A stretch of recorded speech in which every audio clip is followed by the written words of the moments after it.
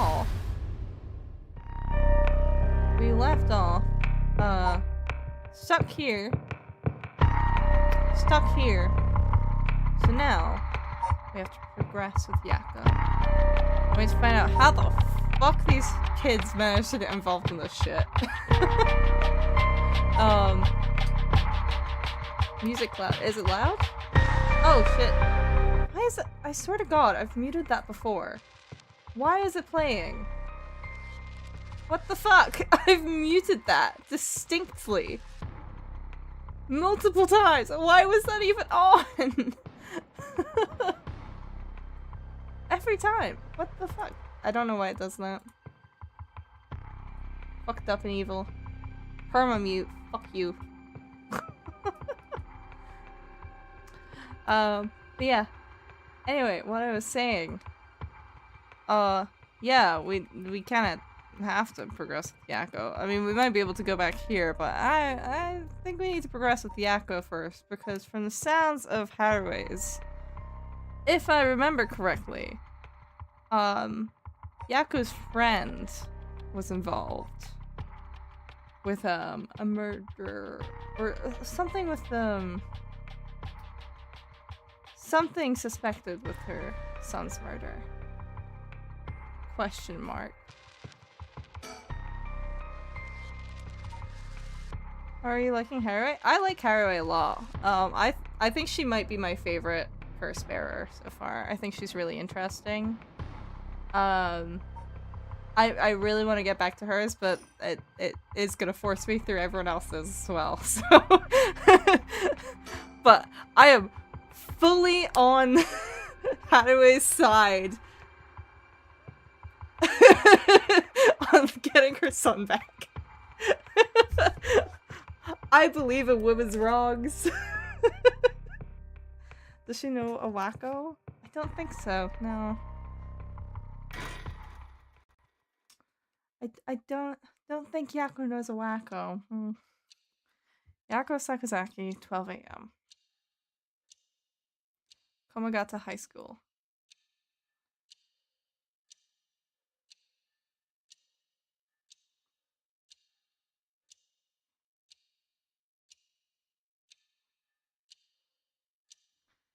That should be everything. Okay, let's start. Ready for this, Yakko? I need a second. Sorry, give me a second. It's okay. It's normal to be nervous your first time. You're so cool killing that dude in the first timeline. She kinda had my ass. I love her. I think she's very cool. There's nothing to be scared of, I promise. Thanks. I'm ready. High school student Yakko Sakazaki.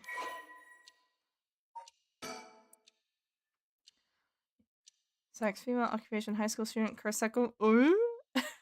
Yakko is a student in class 2C at Komagata High School. Unable to comprehend why her childhood friend and classmate Michio Shiraishi committed suicide, she attempted to investigate the incident herself.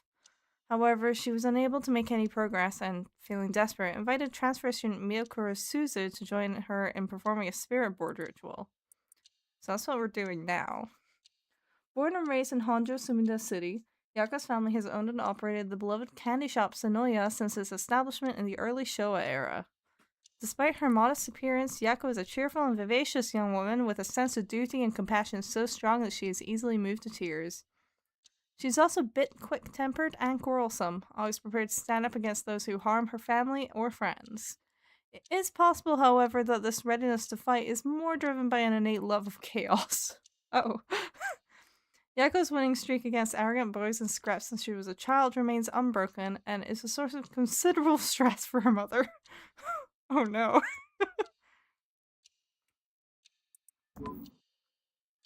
Oh god. My brain like remapped to the fucking PlayStation controls again from yesterday. Chaos! Chaos killed the dinosaurs. Alright, let's start. This is the spirit board. This is how we'll be communicating. First, we'll both put a finger on the 10 yen coin that's on the board.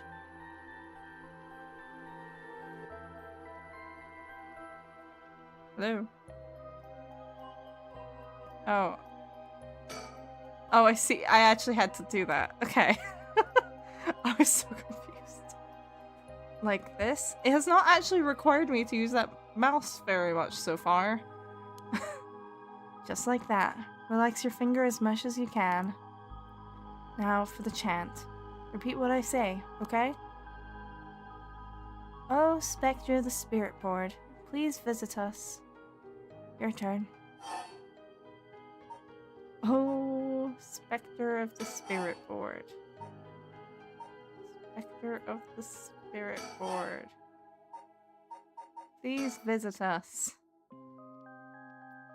Oh. Spectre of the Spirit Board, Spectre of the Spirit Board, please visit us. Ooh. You're a little off. Huh? Just relax, I'll say it again. Oh, Spectre of the Spirit Board, please visit us. Your turn. Spectre of the Spirit Board. Spectre of the Spirit Board. Please visit us. Good. Please tell us if you are there.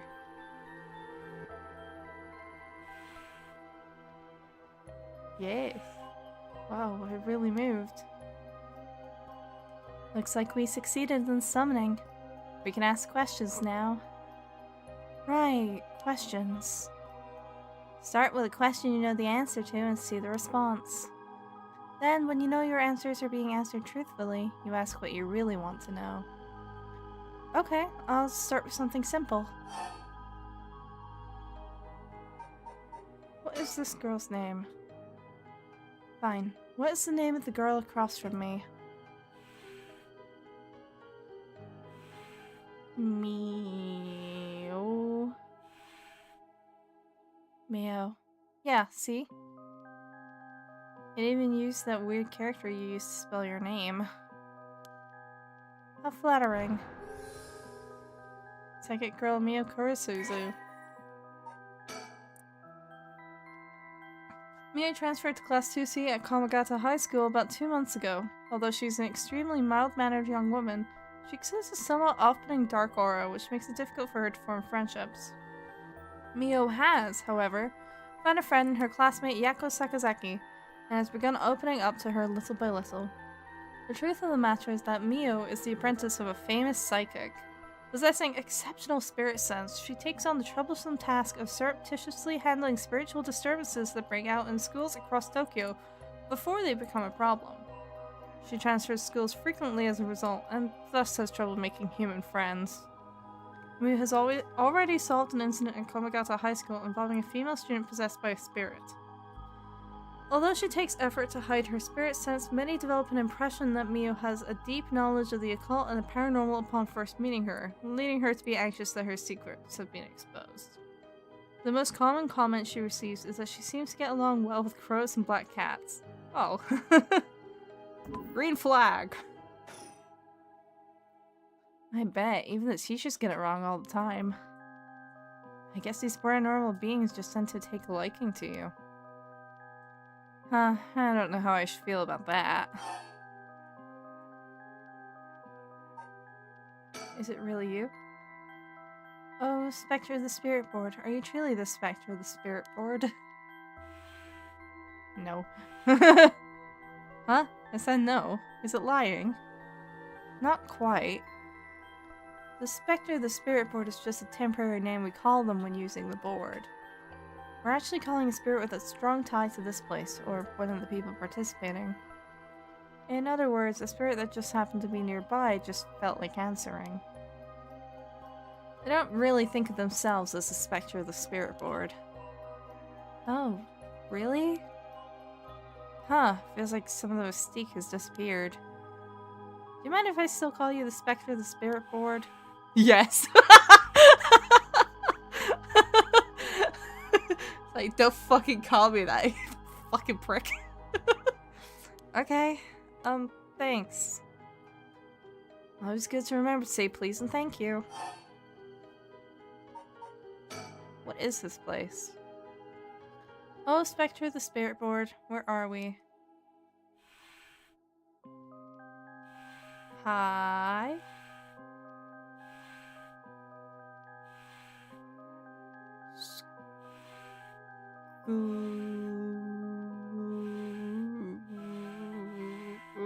School. School. High school, that's right. The answers don't seem to be very precise. I didn't imagine it moving down to that W, did I? High school. What is my name? I think I should know the answer to this. Oh, Spectre of the Spirit Board, what is my name?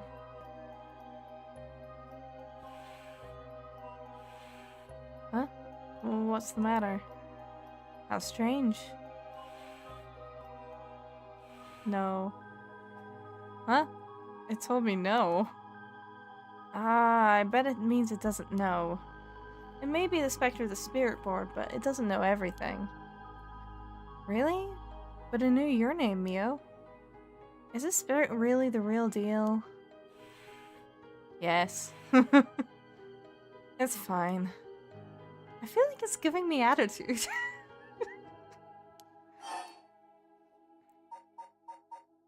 What is my name?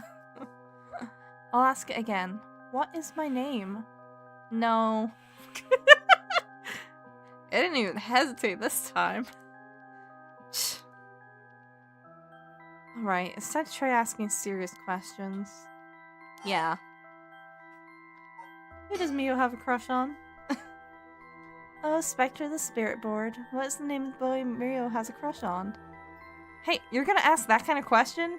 Your name is stupid. Doesn't everyone ask this kind of stuff with spirit boards? Besides, I'm curious. No, no, no, no. Let's not do this. No. Huh. I said no. Guess that must mean you don't have a crush on anyone. Phew. Yeah, that's it. No is correct. Let's move on. Or maybe she doesn't have a crush on a boy? Or maybe... Oh, Spectre the Spirit Board. Do you mean the boy isn't in our class? Yes. Wow! Hey, stop that. Don't make me exercise you. If that's the case, then... Oh, Spectre the Spirit Board. Is it a teacher at our school? No. Good. Oh, no good, huh? Yeah. Yakko, cut it out already.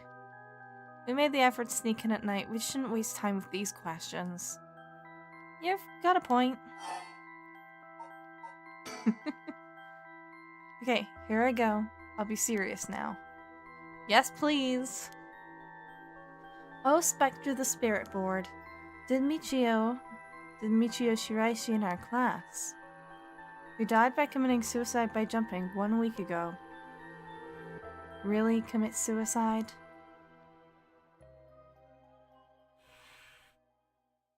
No. So it really wasn't. I'm not surprised. I never believed it from the start. Now's the important part. Yeah.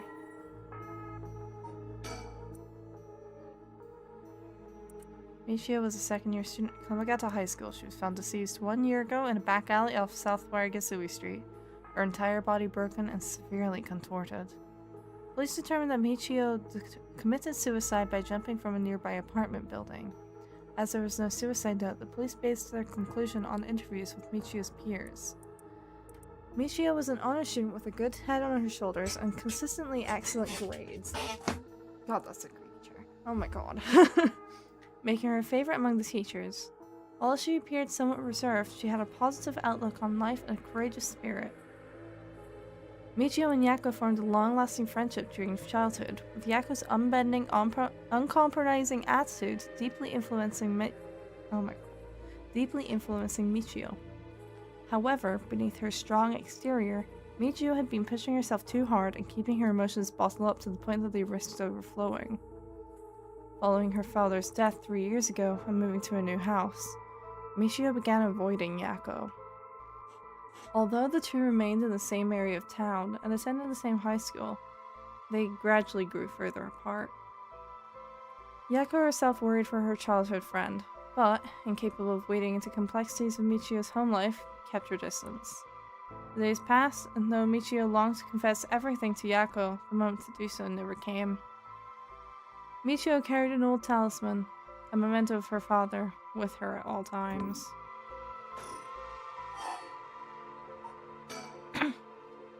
Oh, Spectre of the Spirit Board. Did Michiyo Shiraishi die in an accident? Yes. I said yes. So it was an accident and not a suicide. Michiyo. Then did she slip and fall from that apartment building? No. Huh? She didn't? What do you mean? Michiyo didn't die falling from the apartment building? Yes. No way. If that were true. Then why was she lying on the ground like that in the back alley of an apartment building? It was an accident, but not a fall. Oh, Spectre of the Spirit Board. What happened to Michiyo on that day? It doesn't know. Seems like it doesn't know the details. So how about... Oh, Spectre of the Spirit Board. We want to use that rite of resurrection to bring Michiyo back to life. Do you know where the rite of resurrection is? I wonder. What? Huh? Ah! What? What is this? Stop! I'm scared, Mio! Calm down. You can't let go before it's over. Ah! Stop. I hear you. The procession. Please stop. It hurts. Such deep sorrow. A resentful memories flowing into my mind. The fool's procession. Those who hear it shall fall into the depths of hell. Kill them. Kill them! Those who hear the sound. Kill them all. Oh. Ooh. Okay. You have acquired the power of the curse from the fool's procession. You can use it to kill those who hear the sound produced by the curse echo for more than 30 seconds. The effect will be negated if you are seen in that time. Press the use curse button to produce the sound. Interesting. That's a very similar curse echo to, what's his name? The Fool's Procession. Enduring superstition, a mysterious tale regaling an encounter held by a daimyo at his residence in Honja's Ushijima, now Komagata High School. When walking around his estate, he heard the sound of music, much like that of a Kagura performance. He commanded his people to find the source, but no matter how much they searched, the music would fade when one neared the Warigasu Canal. The source of the sound was never located. This story is also known as the Procession of the Taniki, as many were of the belief that it must have been those mischievous tricksters behind it all. The curse power kills by fatal fall one who hears this music for 30 seconds without seeing the curse bearer. Omiya stood atop the tall festival tower. It was her time to shine, and she was ecstatic. It had been years since she joined the troupe, but she had yet to enjoy her day in the spotlight. She wasn't particularly pretty, nor was she all that talented. As a gossip and a loudmouth, she wasn't well liked by her peers. Some of the other girls thought of her as a teacher's pet and bullied her. I don't care about them, she thought. I'll use this chance to make something of myself. Everything was perfect. She wore a beautiful kimono and an okame mask over her face. The stage was set, the accompaniment began. She danced with everything she had. Applause rained down upon her from the crowd. Her breathing hastened with excitement. I've got to catch my breath. That's strange. I can't take my mask off. The smell of glue assaulted her nostrils. So that's how it is. I knew it was too good to be true. Her screams were drowned out by the music as she squirmed and struggled. Omio is giving it her all today. We have to keep up. The crowd livened even more. No, no, please, someone help me! She fell from the tower, writhing in pain as she begged those around her for help. The music stopped in time with Omio's heart. Interesting. Ugh. A murderous impulse seeps into my soul like thick black tar.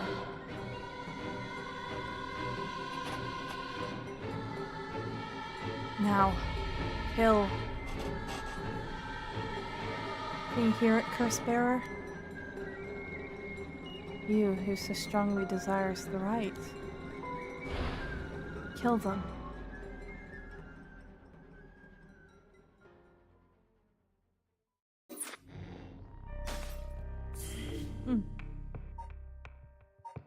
Interesting.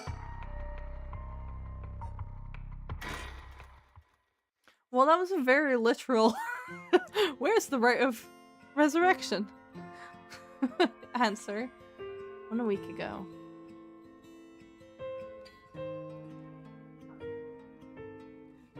Excuse me.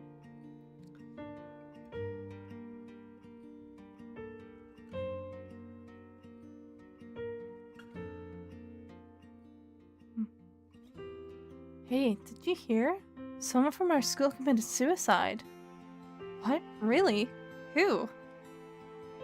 I heard that. Michio from Class C, right? No way. Michio? She's been acting pretty strangely lately, but I still can't believe it.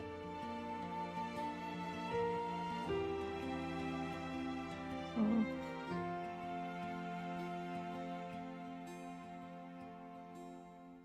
Did you hear? I heard Michio's mom remarried last year. They say her new stepdad is a total jerk.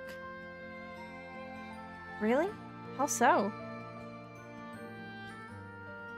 Like, he'd peek on her while she changes and couldn't keep his hands off her. I even heard he's an ex-con. If she resists him, he gets violent. That's so scary. No way, I couldn't take that. I'd probably think about killing myself too if I had to deal with someone like that at home. Jesus. Guys! Good God. You hear about suicides in the news before it to happen here. It's a little scary. By the way, isn't there a girl who transferred into Class C recently? Oh, I heard about her. She's gloomy. Doesn't stand out much. Did you know that the school she was at before she transferred also had a suicide? What? For real? That seems, like, kind of fishy.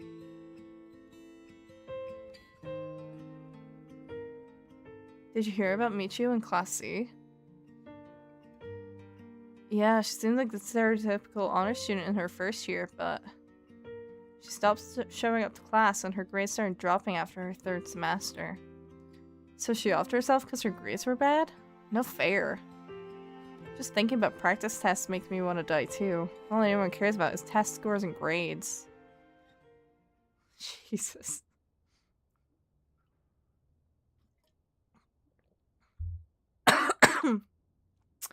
There might be some of you who already know, but a member of our class, Michio Shiraishi, passed away last night.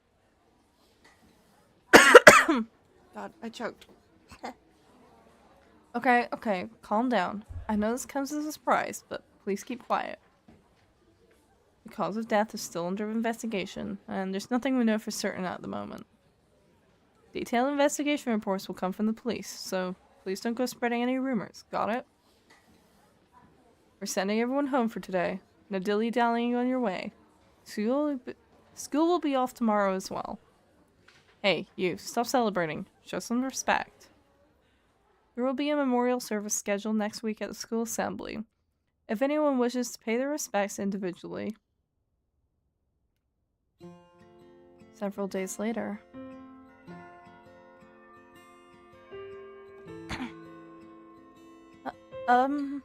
Yako? Sorry to bug you. It's just, you seem a little different from your usual self. I hope I'm not being a nosy.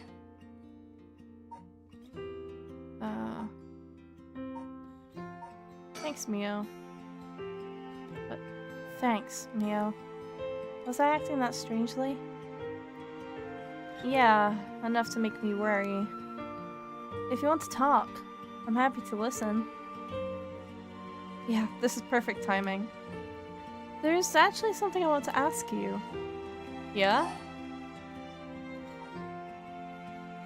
Oh, Spectre, the spirit board. You know that spirit board thing that everyone's been doing? Where you summon a spirit and ask it whatever you want? Yeah, I know it. I want to try it out. There's something I want to know. Why are you telling me this? I mean, you seem like the type to know about this stuff. Oh, I do? Yeah, you look like you're really into that occult stuff. You know, you've got that kind of gloomy look. Huh? I don't know how I should feel about that. But you do know how to do it, right? Well, yes, I think I probably know a little more than most. Okay, please help me. You're my only hope.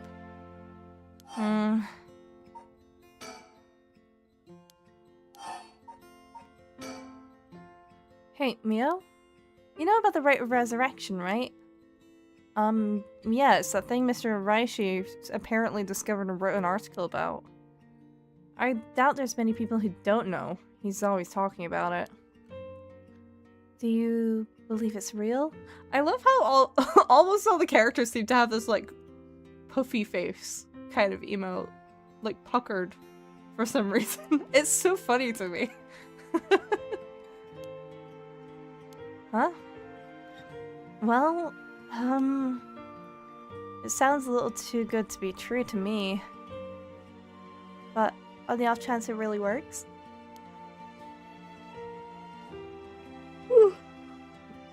We could bring Michio back to life with it. I want to find out if there's even the slightest chance in bringing Michio back. You're still drawing it. Yeah. I think it's so funny just because, like, the style is so... I don't know how to describe it. Like, it's... It both looks like it fits in with other kind of, like, Japanese games, but it also has a bit more of a realistic sense to it, I suppose. Like, it's a lot more grounded, I guess. So having such a silly expression on so many characters gives me a bit of a laugh. Especially in a game like this.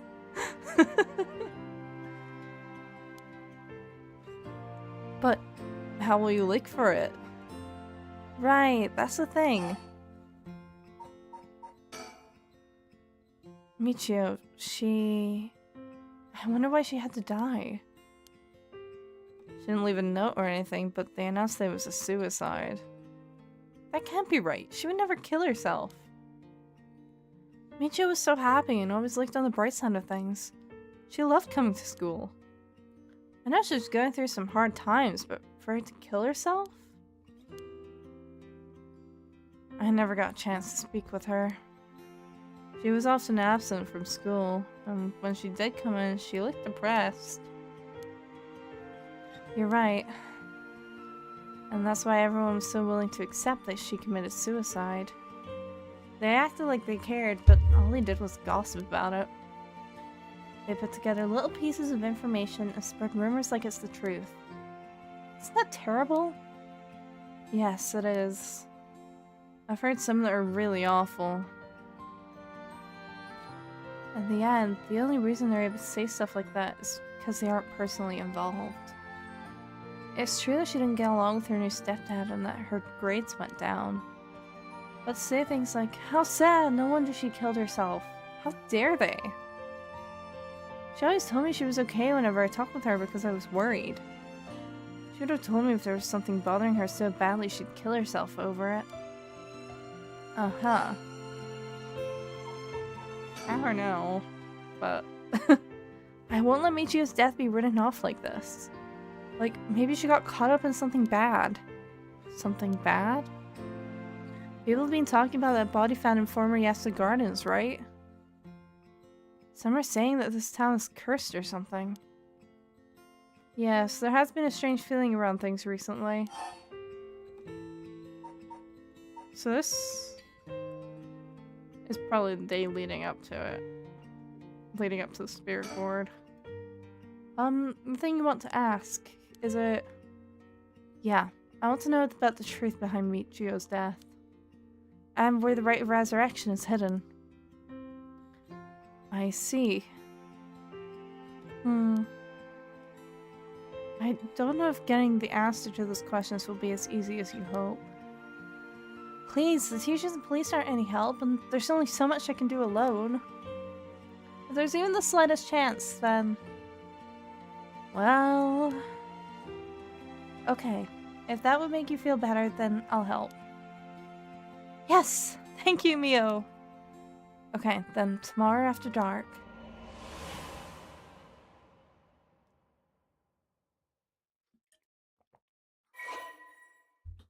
Okay.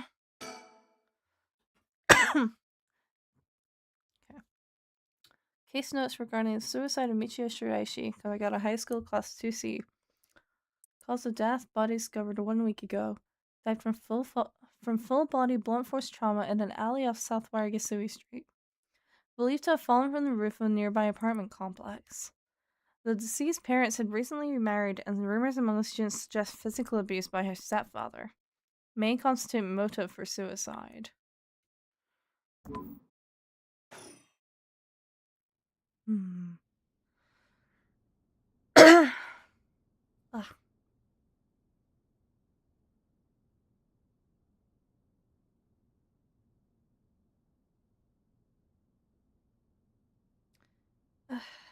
Huh? Are you awake, Yako? Yeah, what happened? You can't remember? Let's see, we used the spirit board and... I suddenly heard something, like this weird voice. And then I passed out? Yes, as far as I can tell, you aren't experiencing any negative effects. I think it was just a mild shock from how sudden it was. Huh. Was everything okay with the spirit? Yep, it was almost bad, but I got it to leave. More importantly, what is that thing you have in your hand? In my hand? Whoa, what the heck is this? It looks so freaky. When did I get this? Oh, there's so much anger and hatred held within it. It looks a little like tools that were used for ancient curses. What? That's so scary. Yako, you just said you heard a strange voice, right? Could you tell me what you heard? Anything you can recall. I think it might be connected to that object. Let's see. It felt like I was at the bottom of a dark place. Then this voice felt like it was echoing in my mind.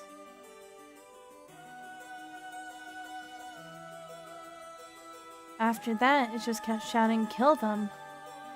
I see. Thank you. Yako? I think you may have exactly what you need in order to use the rite of resurrection. A curse with the power to take people's lives and turn them into soul drags. What? You mean this is a real curse?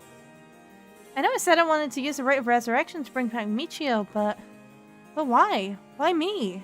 It makes no sense. Yako, please calm down and listen. Yeah. Yeah. I'm sorry about panicking. No, it's okay. Fear is something we feel in the face of the unknown. Long ago, people would give names to phenomena they couldn't understand in order to live with them. However, modern-day developments in science and culture have pushed for the rejection of things that can't be measured. And so, the paranormal has been treated like it doesn't exist. But they've been around since a long, long time ago. If you just understand, you can see that there's nothing to be afraid of.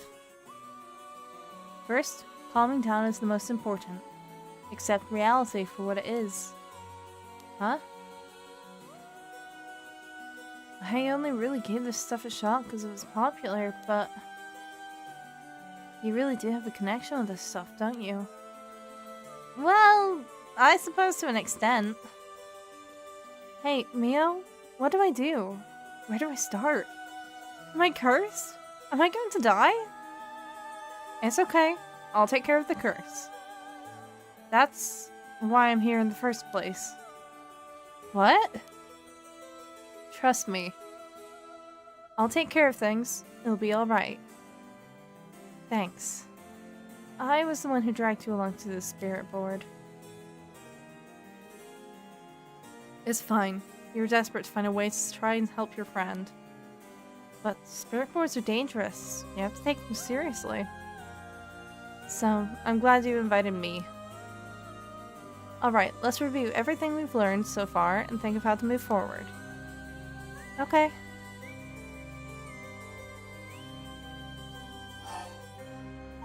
About the curse. What is this curse? Am I cursed? Well, I've only looked into it a little, but I wouldn't quite say you're cursed. It's more like you've gained the ability to use the power of a curse. So there shouldn't be any kind of negative paranormal effect on you. The power to use a curse? Do you mean this curse stone? Yes, if the curse stone is used under certain conditions, a curse will be placed on someone, taking their life and turning it into soul drags. Soul drags are said to be required to enact the rite of resurrection. Normally, a curse is a spell that would only be usable by onmyoji of considerable talent. I believe that curse stone makes it so that even normal people can use them. So someone like me with no knowledge could curse someone? Yes, but it's still nothing to take lightly. You could end up having it redirected right at you. To tell you the truth, something unusual did happen while we were using the spirit board. It happened right around midnight, I think. This whole area seems to be under the effect of the Feast of Shadows. The Feast of Shadows? Yes, it's a type of spell that temporarily boosts the potency of the supernatural. It also has the effect of making the powers of certain curse echoes manifest more easily. Judging by its strength, I'd say it probably covers about a 3 to 4 kilometer radius. 3 to 4 kilometers? That's big enough to cover all of Sumida City. Yes, I think the Feast of Shadows was used to cause the resentment lingering in the area to manifest as curse stones. Someone did this. But who? I don't know enough to say. But it's likely that it was done by someone who wants to uncover the rite of resurrection.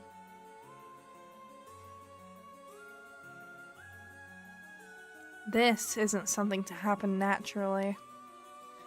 I see. So that's new. That's new information.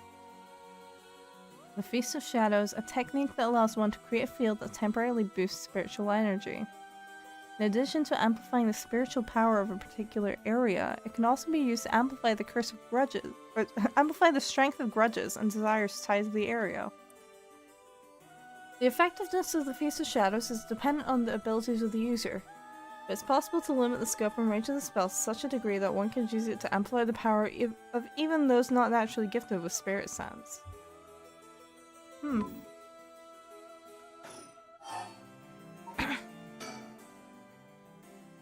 A cursed stone's powers can only be used in this area under the influence of the Feast of Shadows. The effects also only appear after the sun is set. By setting a limit on when they can be used, the curses are strengthened. So the curses can't be used outside this area or during the day? Correct. But speaking of limits, to actually use a curse to kill someone, it seems there are conditions that need to be met. Conditions? You mean like how my curse echo needs someone to listen to the sound it makes for 30 seconds? To be honest, I don't really understand it. Like, how do I even summon the curse echo or make the sound? Do I just, like, will it? Do you mind if I try? Stop, stop, stop! You shouldn't be using curses so willy-nilly. Even if there are conditions that have to be met, the power to kill someone without leaving behind evidence is dangerous enough. In that sense, maybe you really have been cursed. I'm sorry that you got wrapped up in this situation, even though I'm here with you.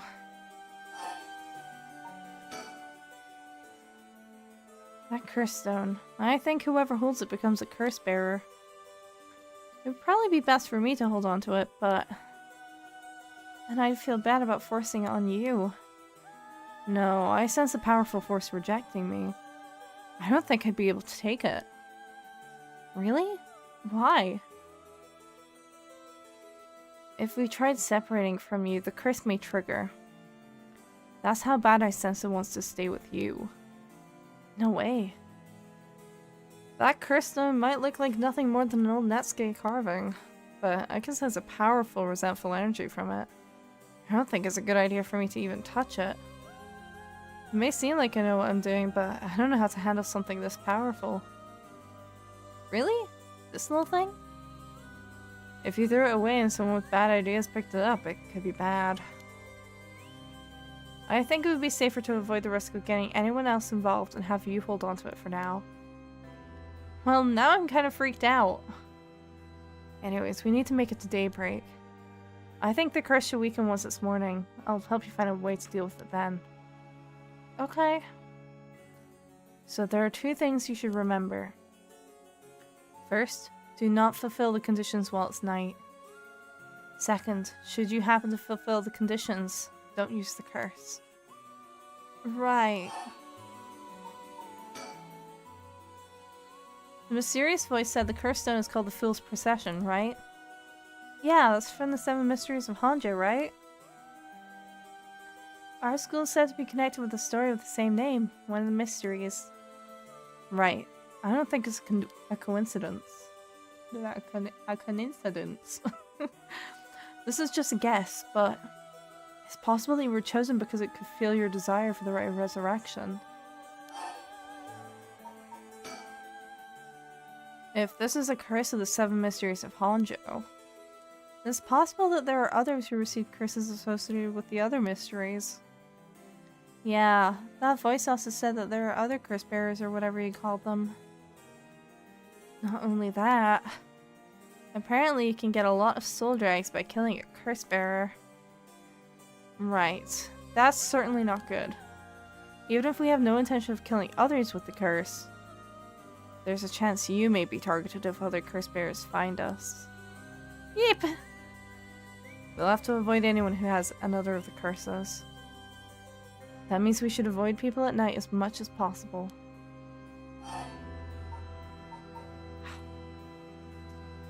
Ow. I stabbed my thumb with a stapler earlier and it's like kind of swollen and feels very bruised. Because it's my thumb. Every time I like try to press down on the controller, it hurts. I just be going through shit. Seriously. But Mio. Yes? If this curse is real, that means I could bring back Michiu if I used it, right? The rite of resurrection would be real too. Yes, that's true. But you can't do that, Yako. But feels like it's not the time to worry about that kind of stuff.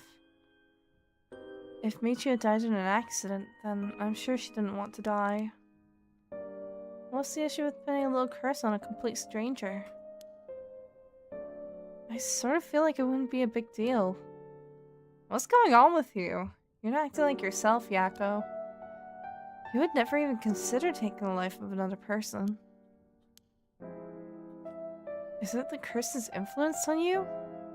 Maybe the curse echo's grudge is rubbing off on you? Will you show me it for a second?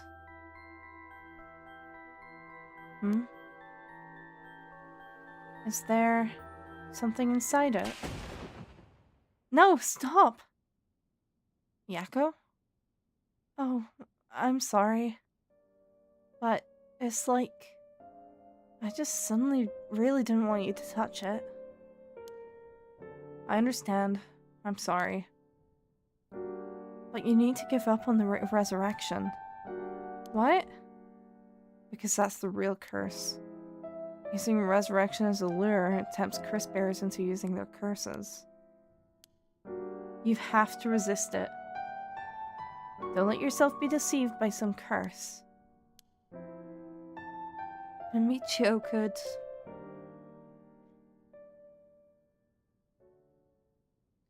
I think for tonight we should get you home to rest. I'll walk you. The curse's influence should subside in the morning. Okay.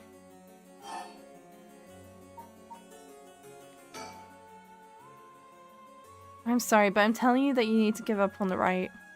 It's beyond us. Even a single curse stone alone is too much to handle. Bringing back the dead isn't something so simple.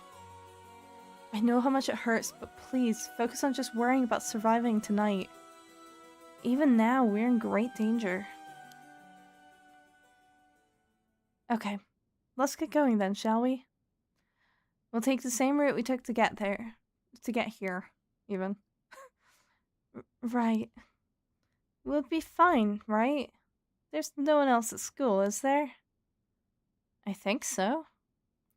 The night shift janitor shouldn't be patrolling this late at night either. Ah! Oh dear. Huh? What? Why did the lights go out? Mio? Are you okay? Oh dear. Hello? Mio? That fuck-ass professor. God damn it. She's not here?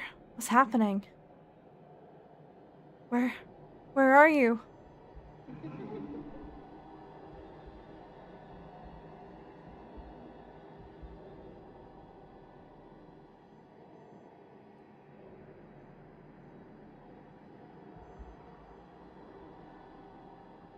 I saw something there.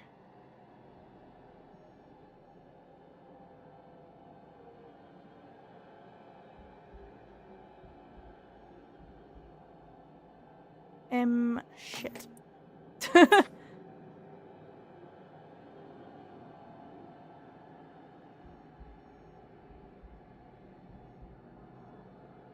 Hello? Hello? Oh, Jesus. Huh? Oh, no, no, what was that? Get me out of here. Mio? Mio, where are you? Yako, I'm here. Over here. Can you see me? Huh? Where? Can't see anything.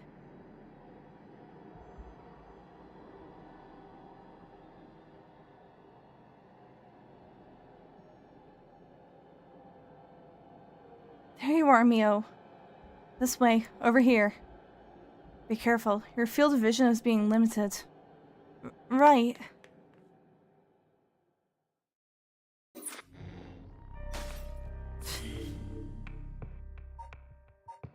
A fucking professor, man.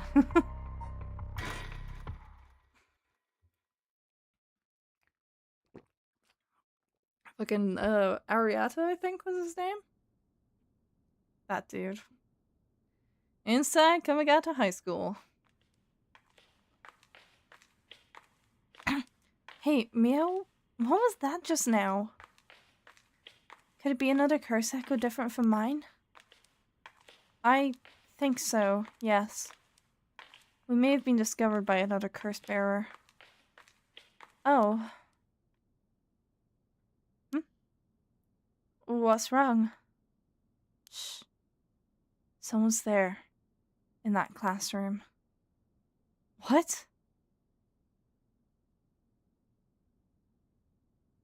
Something moved inside. Well...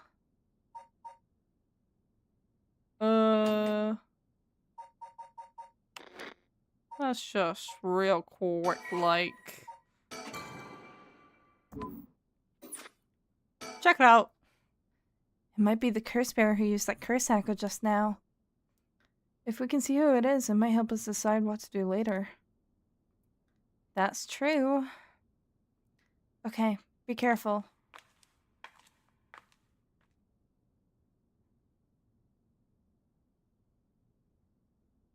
Well, can you see anything? Try and get a look around. Huh? Is that our homeroom teacher, Mr. Janochi? And the person with him is Hitomi from Class A? What? Oh my. What is going on here? That bastard. He's at it again. I have to kill him. I won't let him get away with this. What? Curse, I should kill him with it. No, Yako, you can't use the curse stone. What's gotten into you? Resist it. Who's there? Is someone there? This is bad. We have to go before they see us.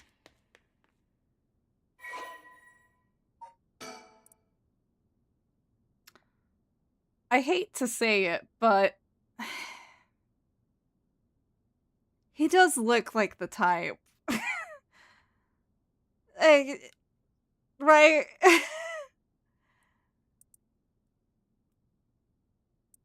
Kohei was an honor student, top of his class back in his high school days, the apple of his parents' eyes. He was placed under immense pressure to attend a first-rate university.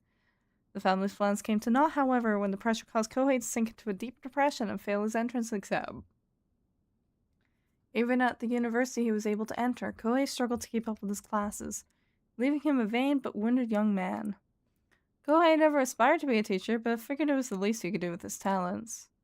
He considers his students to be beneath him and largely looks down on them all. Oh, I'm sure. Wait, there was the other one as well.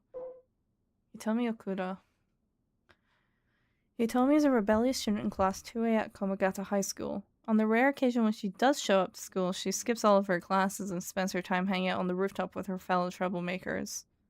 Hitomi is regarded by the teachers as one of the worst offenders among the delinquent students attending Komagata High School. Hitomi was a fairly ordinary student when she started high school, however, her trouble at home in her first year had her take a turn for the worse. She began associating with a group of delinquents from other schools, with whom she'd wander around town at night to avoid returning home. Warnings from teachers about dress code and conduct violations have fallen on deaf ears, with Hitomi going on reactionary rampages around school with her friends, breaking windows and disrupting classes. Recently, some teachers have taken to using harsher measures and even corporal punishment to correct Hitomi's behavior. But this has only served to exacerbate the animosity between Hitomi and school. Well, yeah! Duh! If her behavior started from being treated like shit, treating her like shit is not gonna make it better. God. Hitomi is widely regarded as the leader of the troublemakers at Komagata High School, but the title does not mean much to her. Poor girl.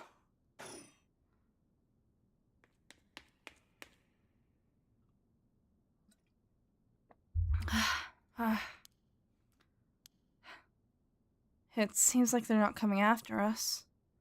Let's hope they didn't see our faces. But Yako, what came over you all of a sudden? Sorry. Thanks for stopping me.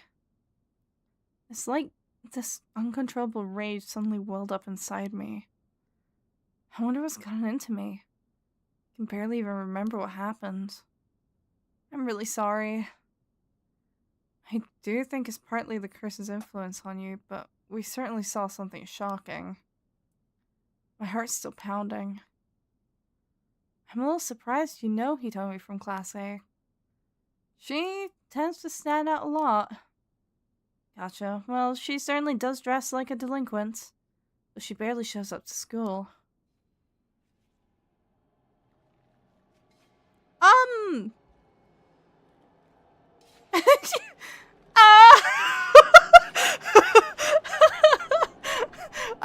I saw the particle effect in the background first before the face showed up.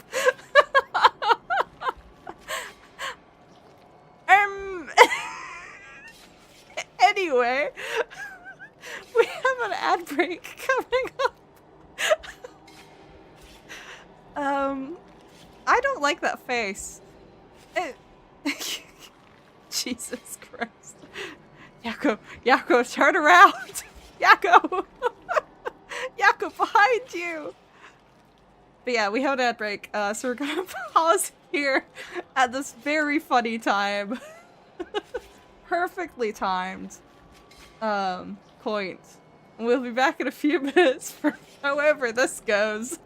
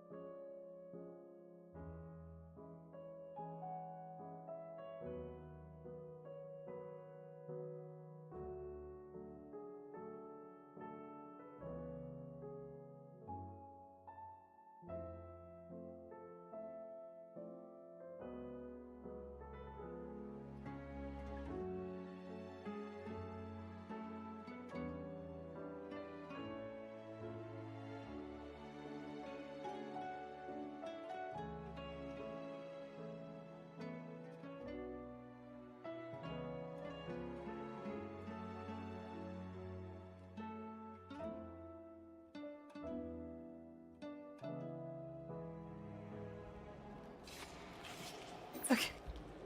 We are. We're back.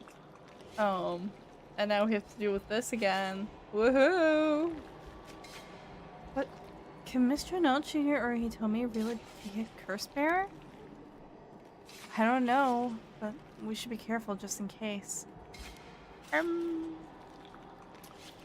Yako? Hmm? When I give the signal, run. Go straight for the entrance. Don't look back, no matter what. Huh? Why? Did something happen?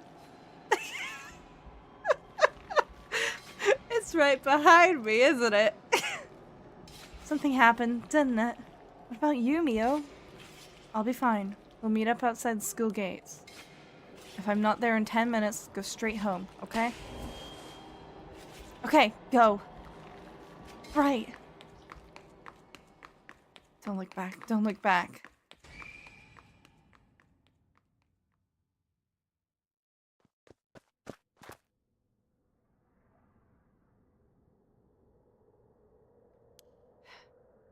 I have to get outside.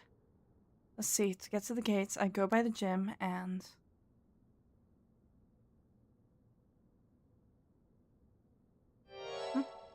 What are you doing, miss? Eek! Oh, you're new. Although I think this is that guy that was talked about. You shouldn't be here this late. Don't you know what time it is?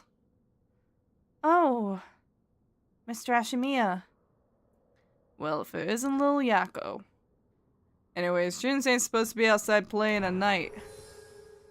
School janitor Makoto Ashimiya. Makoto is the janitor of Komagata High School. His predecessor was nearing retirement, so he began working as his replacement about 6 months ago. Not years. Makoto is popular among the students for his friendly and caring nature, going so far as to remember the names and faces of all those attending the school. He is affectionately known as Old Man Ashimiya. Although he appears to be a simple, amiable man, Makoto's occasional shrewd remarks have led to speculation among the students that he may have led a far more interesting life than it seems. Whatever the truth may be, he will be remembered as one of the 7 mysteries of Komagata High School for some time to come. Who is that? No, that's the guy who died. That's the kid who died. There we go.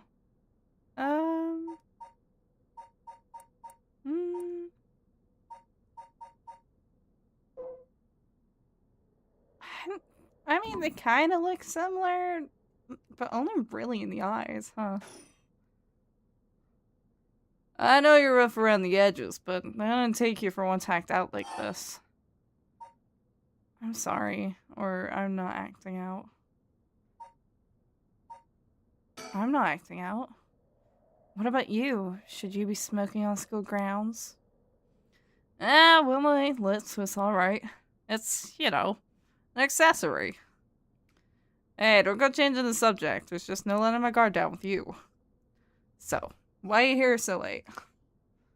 Well, the truth is, I forgot something in my classroom. Again? You sure are a piece of work. But you don't have nothing with you. Oh. Wait, you do. What's that in your hand? Huh? Well, this is what I forgot. I, got it from my grandpa. It's really important to me. Girls these days sure have weird tastes. Well, okay, better head straight home if you're done. I won't tell on you. No, wait, I can't let you walk home alone this late. Alright, wait just a little. I'll hurry and lock things up. But... I'm worried about Mio. Actually, a friend of mine is still inside. I think they'll be here soon. That's so? Who's your friend? My classmate Mio Kurosuzu. Ah, that transfer student. Breaking school rules already, huh?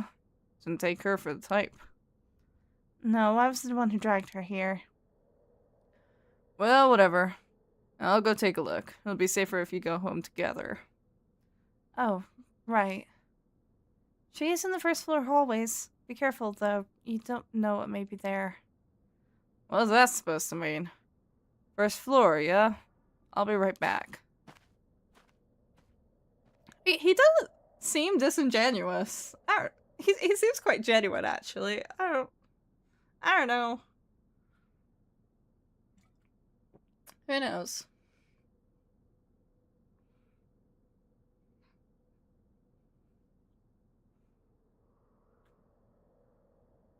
Although, what the fuck is he doing at school at 2 a.m.? She's late. Been waiting for 20 or 30 minutes, but there's no sign of her. I'm starting to get worried. I'm going to take a look. I don't know about that. Mio? Are you there?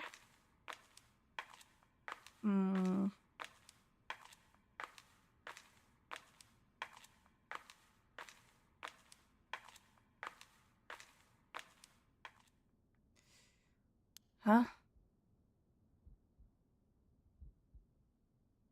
Well...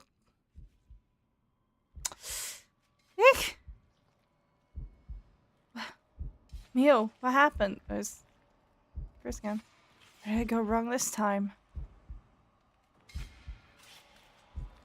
It's my fault. It's all my fault. I left her alone with a curse bearer. Mio. I'm sorry. Truth is, I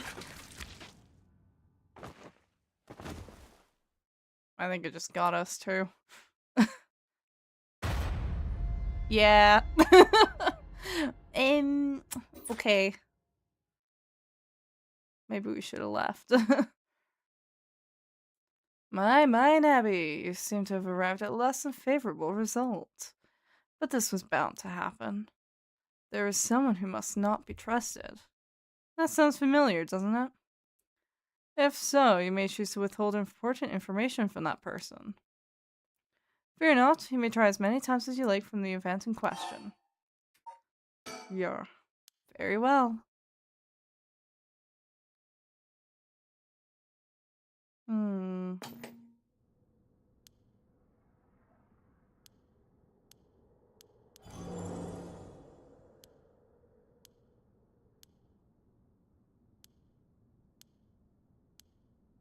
I guess we just kind of gotta go, huh? Oh, right. Mr. Shinochi was actually looking for you inside the main building. Was that? He's here right now. What's he thinking? I don't know. He was in class 3B on the second floor just a bit ago. Well, I suppose that means I can't be locking up yet. Second floor, you said? I'll go take a peek. Be back in a jiff. My house is really close by. I'll be fine on my own, really. That's so? Ah, the snack shop, right? Suppose you'll be fine then. Be careful now, you hear? Stand the big, well-lit streets. If something happens, shout fire. Okay. You worry too much. Well, we wouldn't want to be losing any more students. That expression's really good. Though I imagine you'd know that better than anyone. Yes, you're right.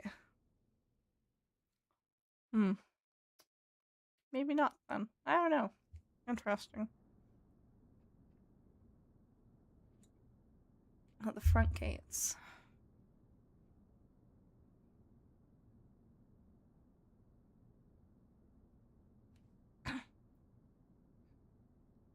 Mia's late. I've been waiting for 20 or 30 minutes, but there's no sign of her. Huh? There's someone coming down the road. That's... Oh no, a teacher.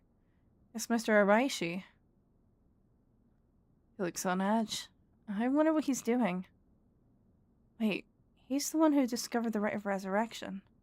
It wouldn't be strange for him to be involved with the curses. I wonder if he has a curse stone. What do I do? But it's way past the 10 minutes Mia said she'd be here by. I managed to escape. I can't let that go to waste. I need to get out of here before anyone sees me. Yeah, you kind of just gotta go, I fear.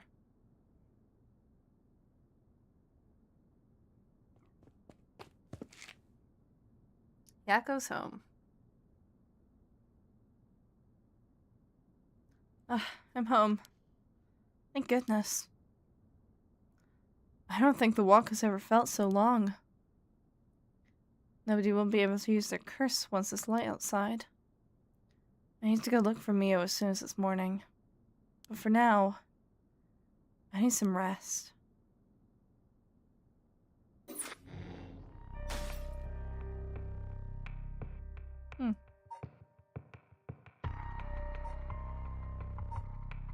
Interesting. Okay, I suppose we go back to here? The only thing I can think of.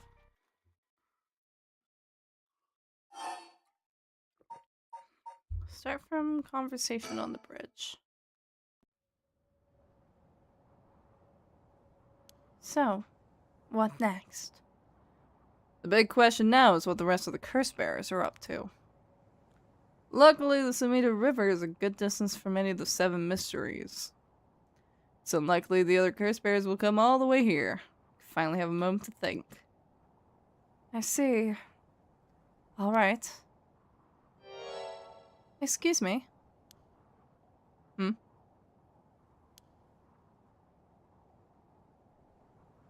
This Jojo looking ass. Love that, dude. How's it? Sore. Oh, this chick. Where does she come from? It's like she appeared out of nowhere. Mood. Yeah. I stabbed my thumb with a stapler earlier. And I also have a hole in my foot, which is very fun. Very fun post-op complications we're having.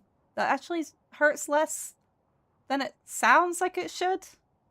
For fun? No, by accident. Why would I stab myself with a stapler for fun? No, I was working on some packaging and I dropped the stapler and had to put more staples in. Or put them back in, and while I was trying to reset it, I accidentally pushed it down while my thumb was still underneath it. So I just kind of, stapled my thumb. Am I pain prone?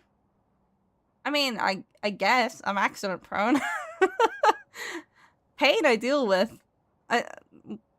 Painkillers don't really work on me, so I kind of have to.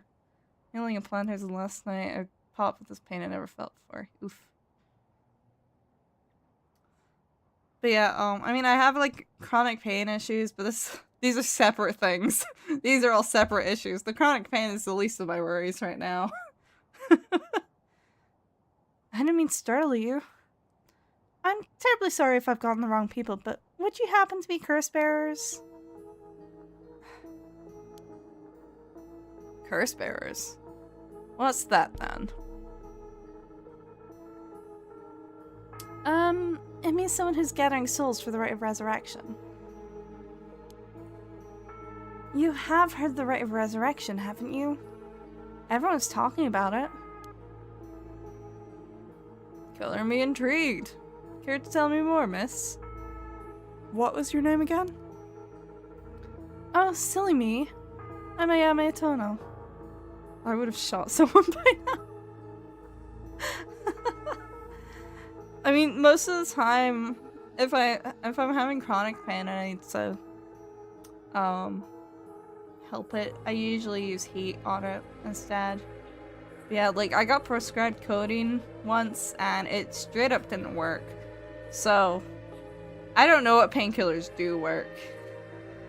When I had surgery on my foot a couple of weeks ago, it was local anesthetic, so I was like, hey, I have a condition that makes me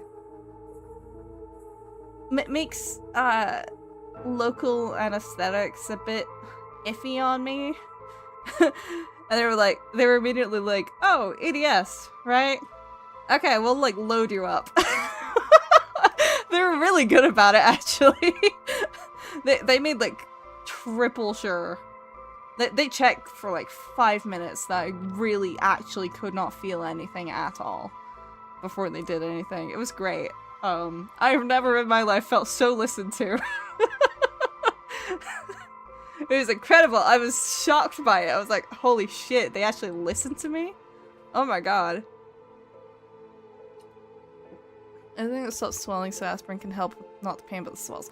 Well, see, I have found that NSAIDs, if the pain is because of like inflammation, it can help. Or it can help with a fever. It cannot help with like muscle pain.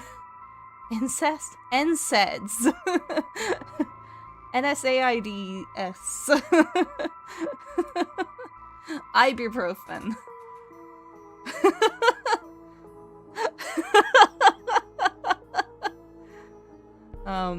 I think aspirin is technically too. I don't know, actually. I don't really take aspirin very much. What's the other one? Naproxen. I got prescribed naproxen because it's supposed to be stronger than ibuprofen, and it's still kind of iffy. So, I've kind of given up. I've kind of accepted I think most commercially or easily available painkillers are just a no-go. Sounds like a cursed stat. Anyway. Oh, silly me. I'm a Yamatono. So let's stop the pain. I got incest. I cried. Yeah, when I had a wind check on Monday because of the complications. It's making it run a lot longer. And the nurse that was taking a look at it was like, "What are you taking for the pain?" I was like, "What do you mean, what am I taking for? Why would I take anything?"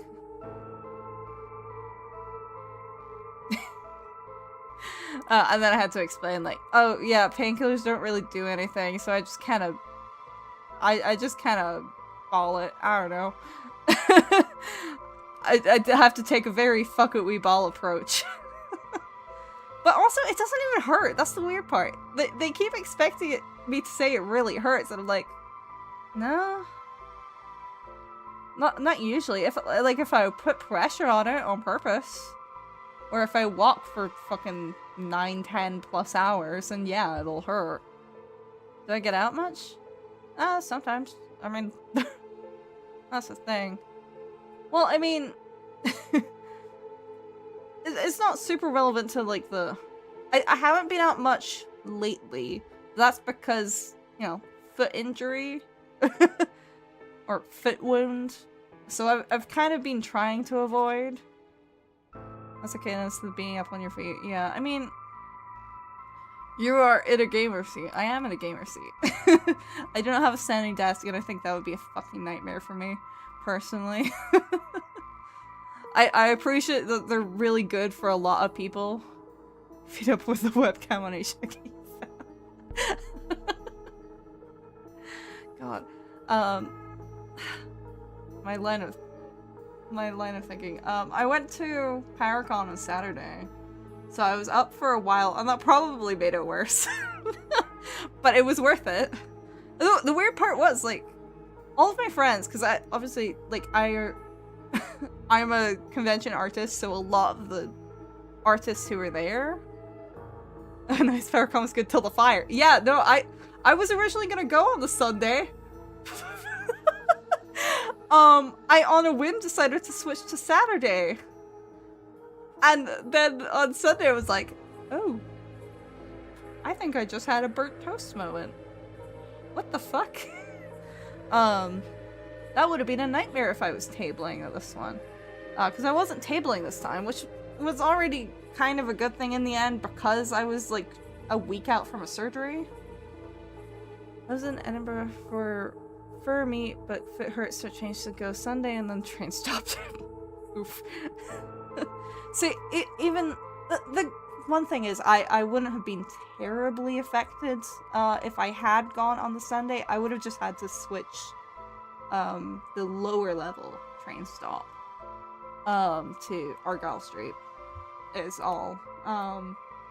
Because usually the only reason I go through Glasgow Central is to get the train to and from Exhibition Centre Station.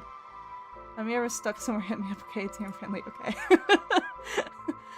I mean, I manage, but like, if I had gone on Sunday, like, literally, I would have just gone from Exhibition Centre to Argyle Street and then walked up to Queen Street, because my train goes from Queen Street.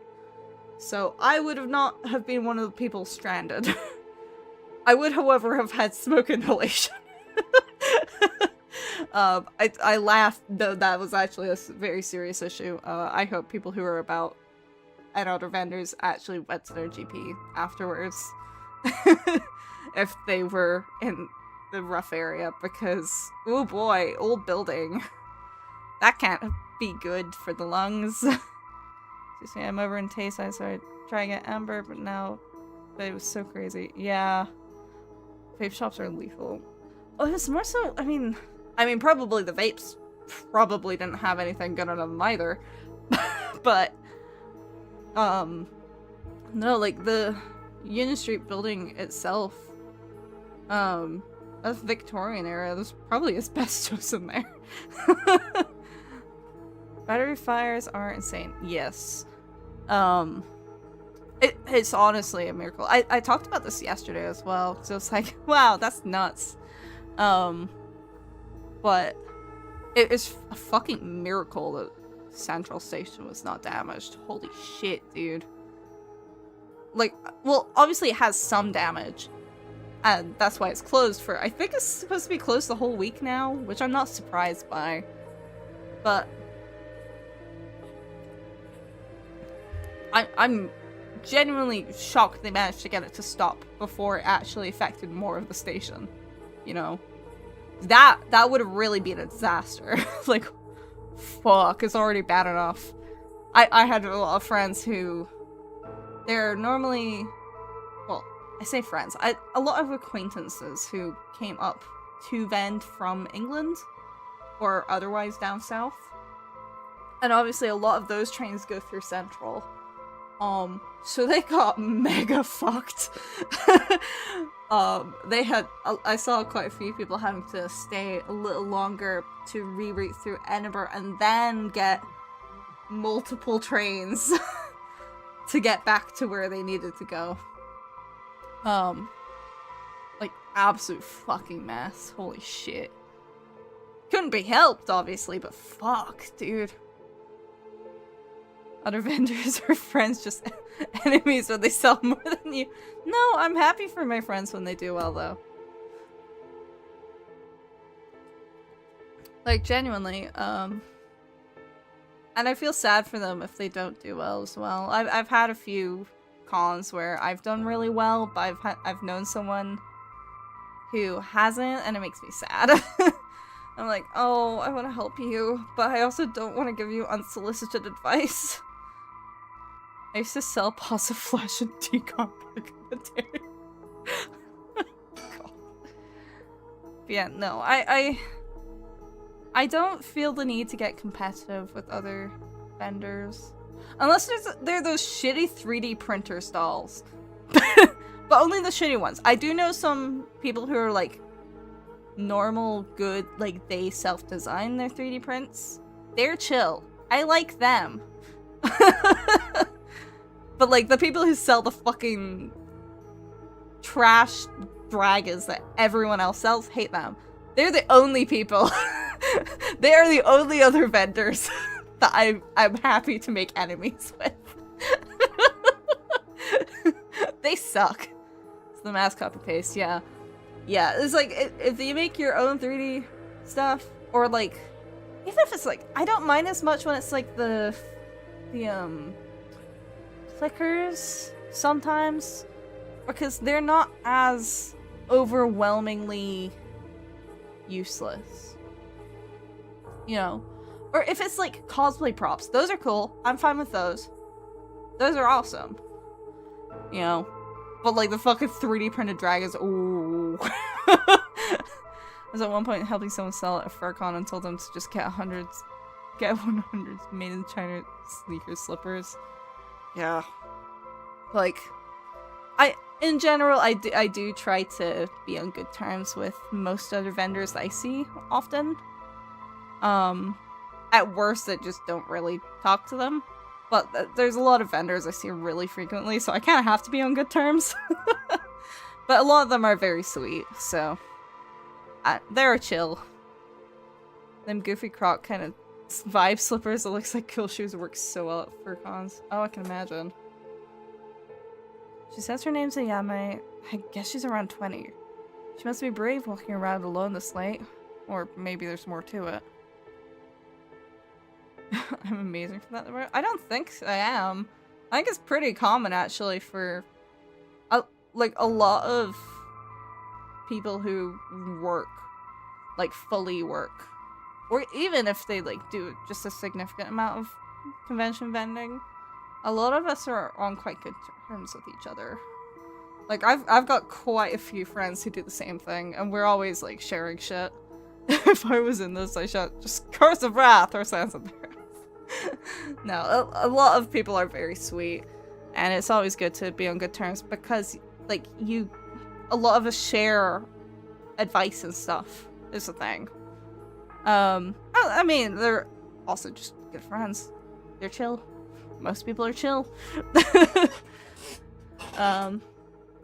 There's more to the rite of resurrection than meets the eye, you see. Especially in, like, the artist space. There's very few people who are outright dicks, because it doesn't serve any benefit. It actually makes it harder if you're just a dick to people. Like, it's far better to be on good terms. Yeah, 100%. When you get that one style just AI art in the student in like his 40s and you want to just make it in Paris. Oh yeah, no, they are exempt from that. they get the full shit slinging. We all bully them. Because they have no right to be there. And they've taken a space from someone who would actually benefit. Who it would actually matter to. And it, like, even... I remember at Epic there were a few stalls that were no-shows, and it really upset a lot of us because it was just like, that could have gone to someone on the wait list. There were a lot of people on the wait list that could have gone to. But no. Like, fucking AI guys slipped in. Fucking Atomic Art. Like, Atomic Art was right behind me at EpicCon. They got removed before the event, but they didn't fill the table.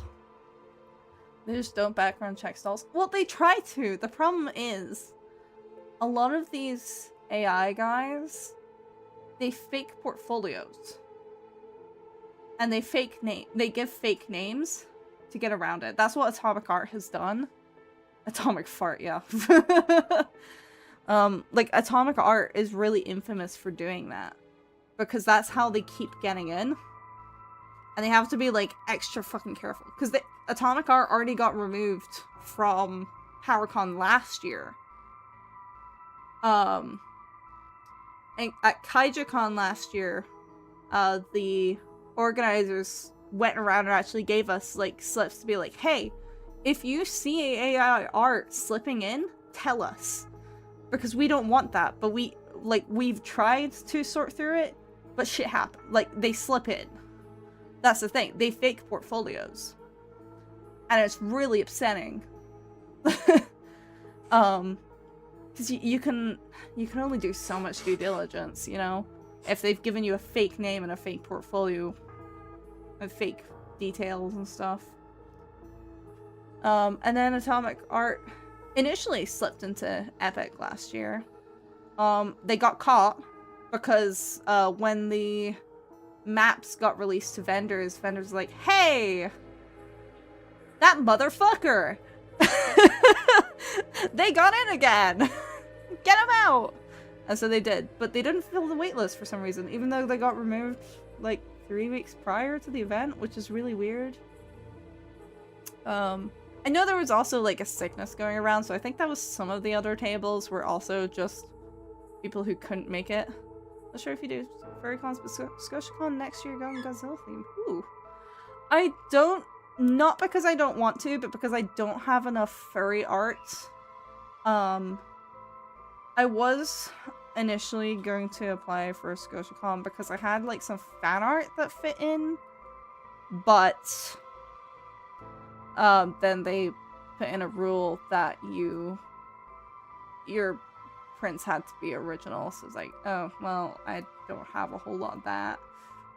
I'm mostly fan art. So, yeah, keyword yet.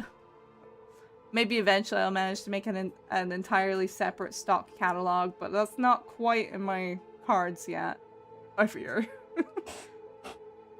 So the best way to collect soul dregs is to kill other curse bearers. And that's about the size of it. I hope it wasn't too much to follow. No, I think I got the gist. Funny old world we live in, huh? So, are you saying you're one of those curse bearers? No, well, not quite. It's complicated. I'm not, but Yutaro is. Yutaro? Is that your boyfriend? Oh, heavens no, just a friend. His full name is Yutaro Namigaki. We're, I suppose you could say, partners in crime. Funny way of putting it. About Yutaro Namigaki. So, where is this Yutaro now? Well, about that. He's not actually a curse bearer anymore. He's more like a former curse bearer. Former? How so? I don't really know the details myself, but apparently he lost his curse stone. Typical, right? He makes such a show of being a top student, only to flunk where it counts. So now I'm out here looking for curse bearers myself. If you want something done right. Think. Yeah, that must be it. She must be half of the young couple Richter mentioned. But she isn't a curse bearer herself, and her friend has lost his curse stone. Neither of them will be of use to me. He lost it? How did he do that? I wasn't with him at the time, so I don't know exactly what happened. I did notice she wasn't there. All I know is that he came back saying he didn't have it anymore. Although, well, it's strange that he'd probe into that of all things. I'm just the curious sort, that's all. Sorry if it's a touchy subject. Oh, I don't mind. I don't particularly care about keeping it a secret. I feel like you should, but... Yutaro can be a little irrational sometimes, so I have to keep a level head on my shoulders. So, anyway. Mind if I ask why you thought I was a curse bearer? Oh, that. I'm terribly sorry. I was so rude. I saw the two of you out late at night, and I suppose I made assumptions. Gotcha. Sorry if we gave you the wrong idea. Out of interest, what was your plan if we did turn out to be curse bearers? Great question. And the answer is, I was going to ask you very nicely for your curse stones. And you thought we'd have given them to you? Just like that? Well, maybe not, but you know what they say. You never know until you ask. Fair enough. You must really love your boyfriend if you're willing to try something that risky. Oh goodness no, we're just friends. My life doesn't revolve around him, you know. Anyway, you aren't curse bearers, so I'm just bothering you, aren't I? Please, ignore me. So what are you trying to do with this rite of resurrection? Well, Yutaro has his own plan all laid out. I don't know if I can get behind it, though. It seems... how do I put it? Self-centered? I mean, if you got a chance to resurrect the dead, it would be a waste not to use it on someone that really matters, right? So I was planning to steal his curse stone at the last second and use it for myself. I love the calculating women in this game. Based. Well, until he lost it anyway. Oh, but don't tell Yutaro I was going to do that, okay? I don't think he'd be happy to hear it. Of course. Keeping secrets is my business. My, aren't you dashing?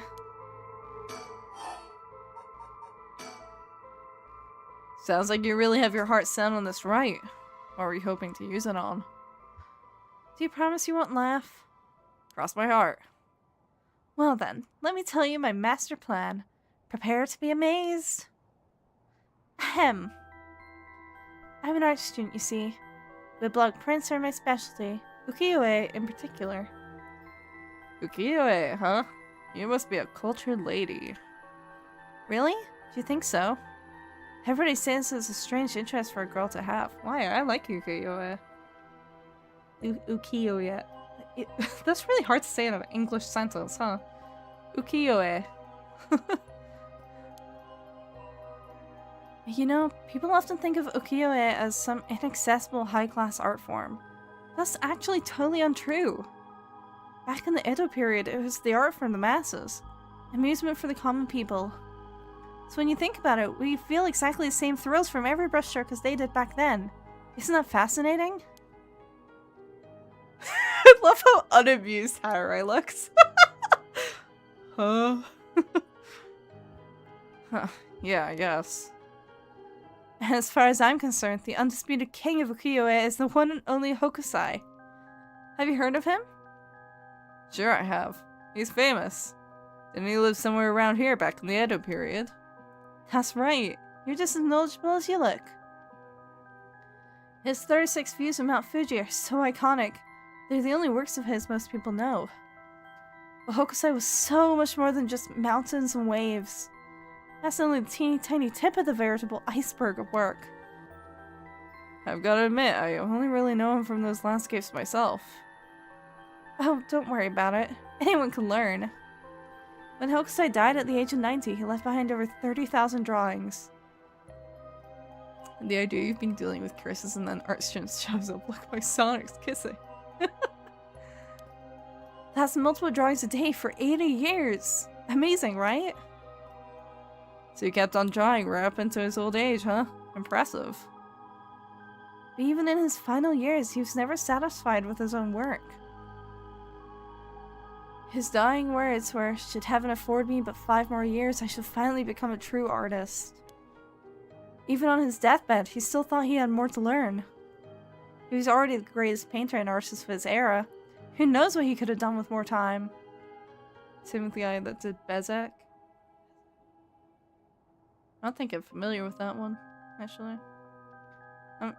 I'm familiar with Hokusai, but well, that's what I want to find out. I kind of like Ayame. Hold on, are you saying? Besides, he always said he wants to move out of 100 houses, but he only made it to 93. Isn't that just tragic? Oh no, nuh-uh. No way this is going where I think it's going. It's bold. I will give her that. Imagine the masterpieces he could create with modern techniques. I feel a little dizzy just thinking about it. Jeez. You've got to be kidding me. So if I understand correctly, you want to use the rite of resurrection to... That's right. I want to bring Hokusai back to life. Berserk. Oh, Berserk. Right.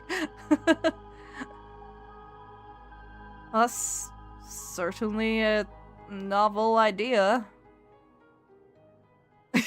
Haruhi is unimpressed. That's what she said she'd use it on. What a waste. I kind of admire it. A master ukiyo-e artist, 1760 to 1849. Hokusai was active during the late Edo period, considered to be the golden age of ukiyo-e in Japan. Born in Honjo, Hokusai spent most of his life in the area now known as Subida City. Among his most famous works are 36 Views of Mount Fuji and the Hokusai manga. Hokusai was a prolific artist from a young age and has left behind a wide variety of works, producing an estimated 30,000 pieces during his lifetime.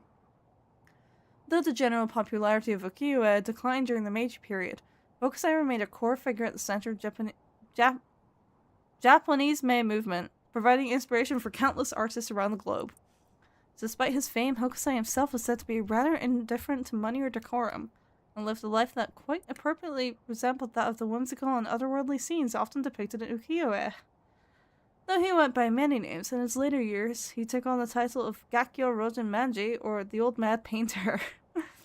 Hokusai lived to be 90 years old and never lost his passion for art. Cool. I don't know, it's a very different motive, right? From everyone else. Everyone else, they want to bring back someone who's personal to them. Ayame wants to bring back something that's personal to her, but not directly.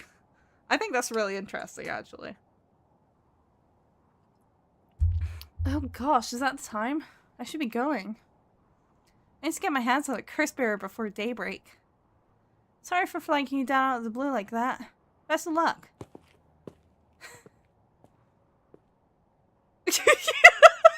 Their faces.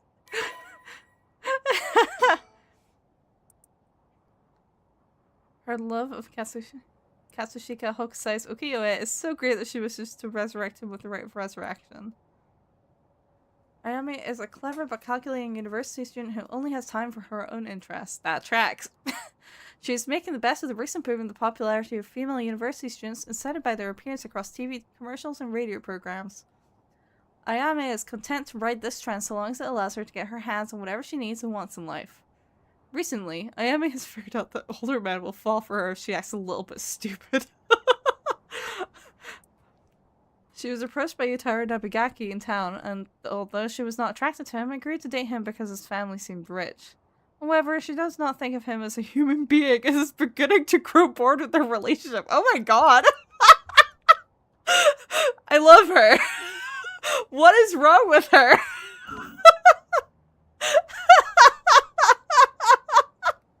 Jesus Christ! She doesn't even think of him as a human being.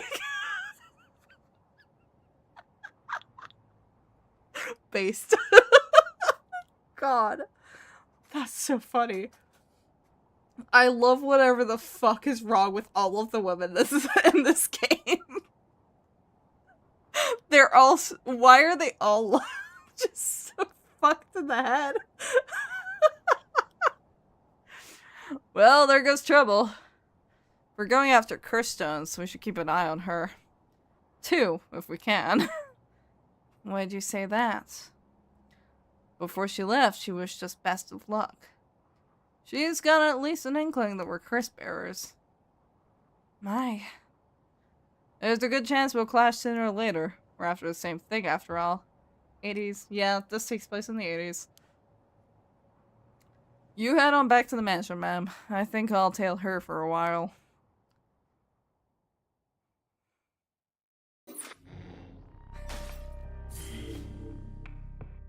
Take a sip. Okay.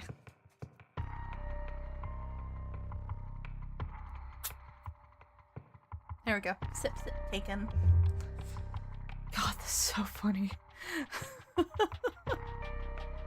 Oh my god.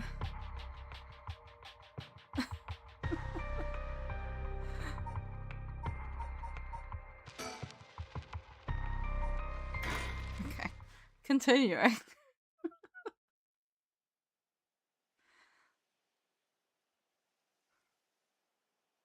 Back to the Shigema mansion.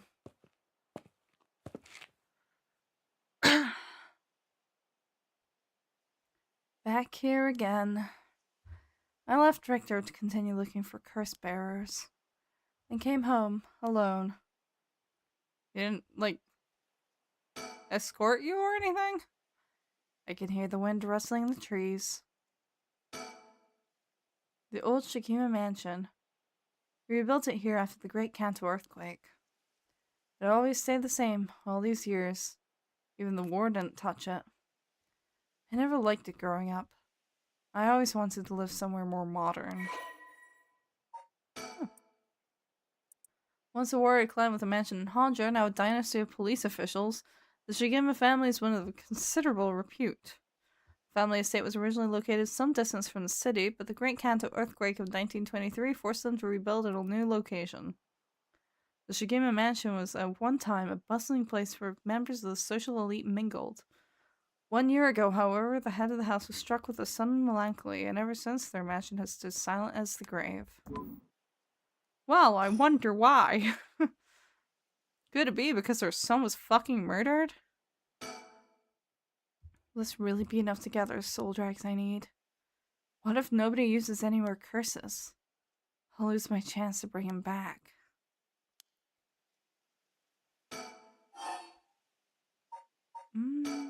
Wait, here? Oh. Hey. I kind of forgot about these. Oops. Oh, I fully forgot about these. I was just like, hydrate gun people or sticker, let's go! Yeah! I fully forgot about these. Oops.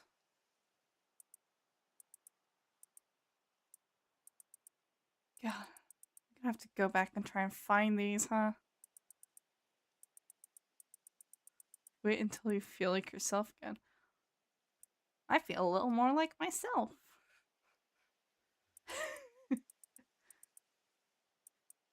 We're here in history. You gotta restart the whole thing. No, I just have to, like, go back. Rip only sticker run. Bottom shelf surrounded. They're not too important. Well, I'd still like to get them, you know?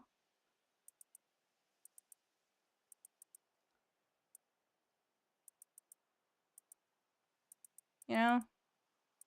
But I'll go back and find them later.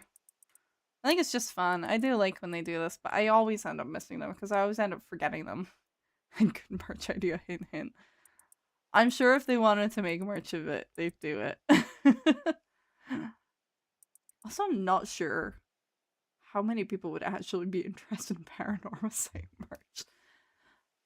I don't think I've ever seen it, which is a weird sign. Well. Anyway. Good thing I waited to go inside. Huh?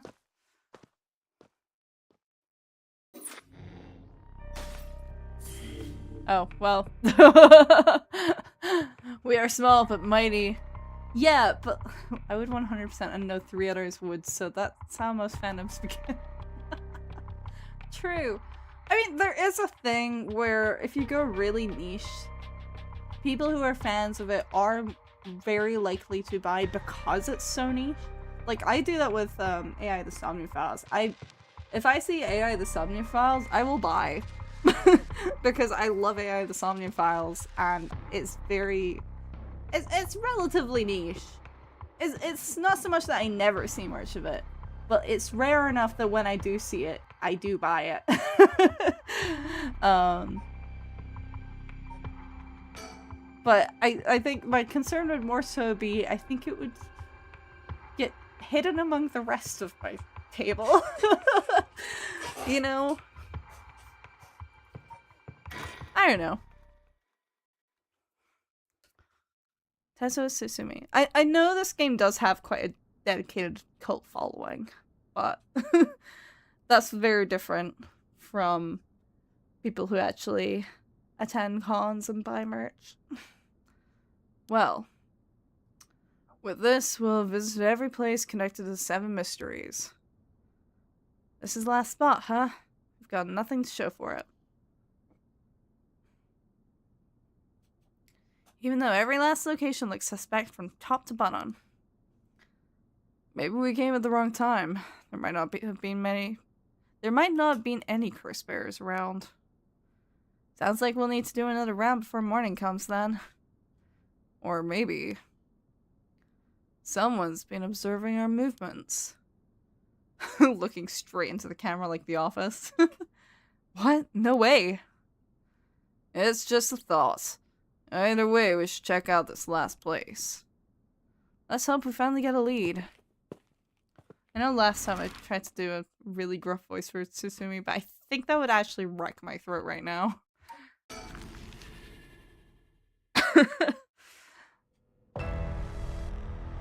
Oh, well. Hey! There was our first protagonist. Whoa, whoa, whoa, what the hell is this? Is he dead? Damn it, we were too late. Is this a curse too? Hang on, I'm going to call this in. I'll leave it to you. I'm gonna take a look around. Wisp guy. Whoever had the wisp. Boss, bad news. What is it?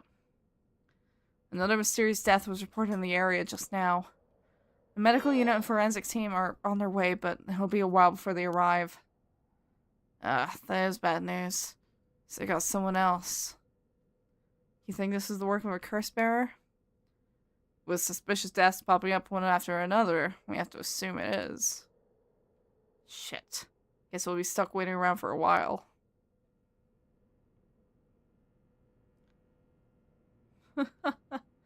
Well. Huh? Boss, that phone is ringing. Is it? I guess I can vaguely hear it. Huh? What's this? There's something stuck to the side of the phone. Oh, there we go. Come on, boss. That's not what we're supposed to be searching for. Maybe they're quite out of order, actually.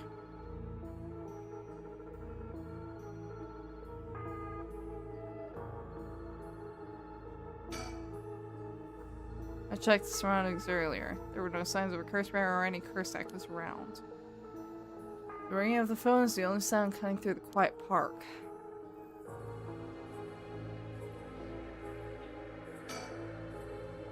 Seems distracted by the phone. I think the weird part of like these curse deaths is like how they're positioned upright when you'd expect them to like be flat, really. Like that's so, it's so unnerving. Fine, we answer. Well, better go check it out. You're right, but be careful. It could be a curse. Hey, I said we. You expect me to go alone? You're the one who's tough against this stuff. Don't worry, boss. You can do it. Go on now. Damn it.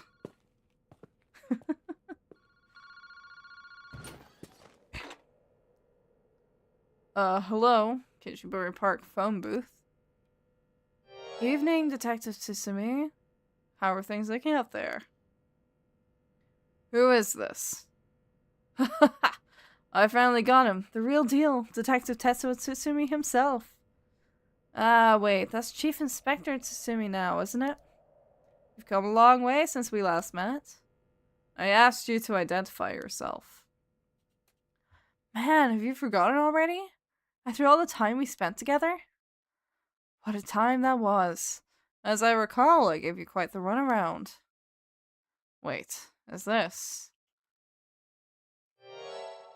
Fumichika Najima.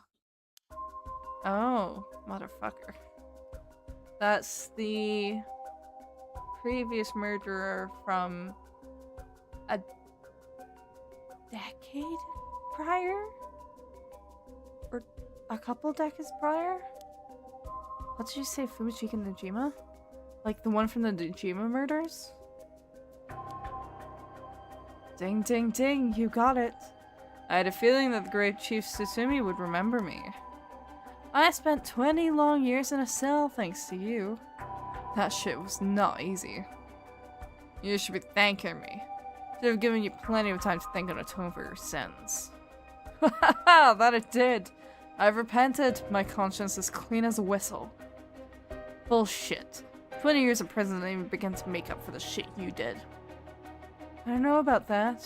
After all, the justice system was gracious enough to grant me parole. What? If this is the real Fumichika Najima, he must still have a grudge against me for arresting him. So is this payback? Damn it. What is your... No, you gotta understand. I've repented, seen the light. I've been a good boy since I was granted parole. I even got myself a job. Being real serious about walking the right path. Well, that's very nice. Keep it up. But it was no good. When the opportunity arose, it was impossible to hold myself back. I knew I had to give you a little token of thanks, or I'd never truly be able to have a fresh start. Do you get what I'm saying? No thanks. I don't need anything. No need to do all that for me. Just try to live a quiet life. Oh, it's no hassle. No hassle at all. We have an ad break coming up, so I am going to pause here. And we will be back in a few minutes. So, think on this. Oh boy.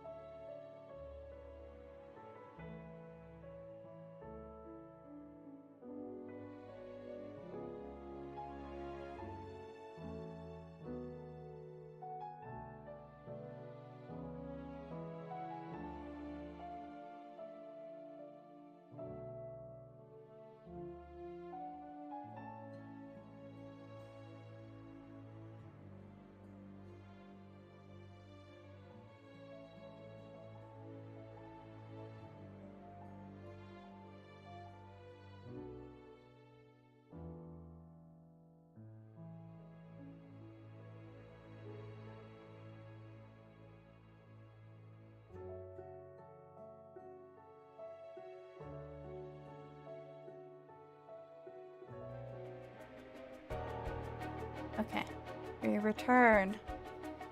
Oh, it's no hassle. No hassle at all.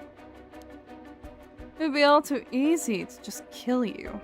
tear you apart. But that wouldn't be very satisfying.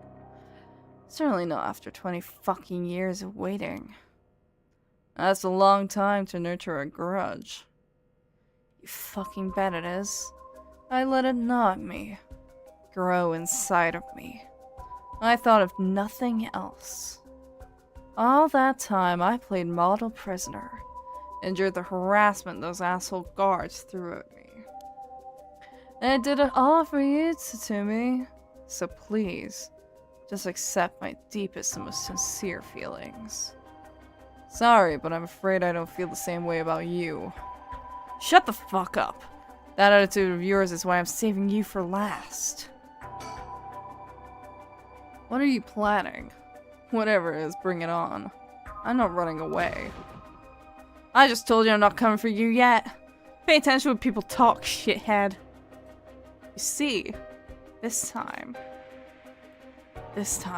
I want to see you on your knees, weeping in despair, begging me for mercy. Wow, oh no, I'm so sorry, dear Najima. Please forgive me, I won't do it again. Shut the fuck up, this is exactly why I've always hated you so fucking much. It was worth a shot. Do you really think that would sate me, asshole? You must be crazy. Well, then we're both crazy. We got so much in common, we should be friends. I love all the characters in this game. Why are they so fucking funny? Enjoy cracking your jokes while you still can. I'm gonna kill everyone you care about, one by one, till there's no one left. Sorry to disappoint, but I'm a lone wolf. I don't have anyone like that in my life. Boss? What about me? Oh wait, are you just trying to protect me? There's not a single person you care about? I wonder what your sweet daughter would think if she were to hear that. Oof, got him there. Don't you fucking dare, I'm warning you. Oh, very nice. This is more like it. She's living all on her own now, isn't she? Attending university and all. Such a good girl. Oh my. Don't tell me that she just happens to live in Honjo. What? She does? No, forget it. This isn't funny, asshole. I'm gonna find you and make you pay. I love it. Keep going. I want to hear you lose your mind. It's music to my ears. Fuck you. I look forward to chopping up your precious daughter. It'll be just like old times. I won't let that happen.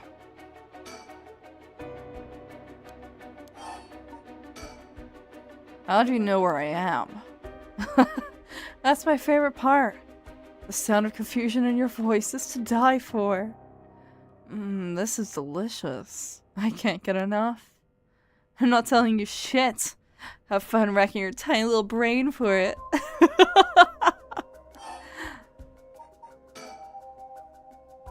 I guess I could give you a little hint. Go on. Well, you see, I have the one-sided read. Tatsumi, you have the Evergreen Beach, no? Najima, you're a curse bearer? You're using the power of the curse. Indeed, and what a peculiar curse it is. But that's where my hints end.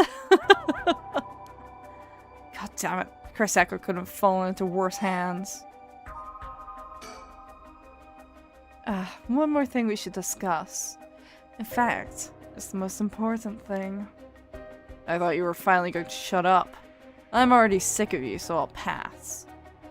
Oh, but you don't want to miss this. It's the main course. I could just go after your daughter, but something tells me you'd get bored. No, I'm good. You got me real fired up. You're in my head. Well done. But this is a gift tailor-made for you. I'm going to kill all the people you swore to protect. Every last person living here. You couldn't. Oh, but with this curse of mine, I can. I'll give you until dusk. By then, I could probably get a couple hundred people or so. And it'll be all your fault. Oh, it must be so hard to know they'll all die because of you. So tragic. It must be tearing you apart. Don't fuck with me. There's no way an amateur like you could pull off a curse that strong. Unfortunately for you, I absolutely can. My curse stone is a particularly strong one. Which means I can have my fun without needing to hold back one bit. It's almost like the Feast of Shadows was cast just for me. You're surprisingly well informed about this. Who was it that tipped you off? Who knows? And how about I kill myself first and ruin all your fun? What about that, asshole? Idiot, you think I'd call it off just because you were dead? There's no running away for you. I'll find you. I won't let you get away with this, Najima. You've got 12 hours. Do you really think your paltry little organization will be able to make a dent in my plans? Oh, the sacrifices made will be heavy. I can't wait to see you sobbing with regret. And I'll even have enough soul drakes to pull off the rite of resurrection. How splendid. Wait, Najima, you're after the... Anyway, see you around. Bye-bye now.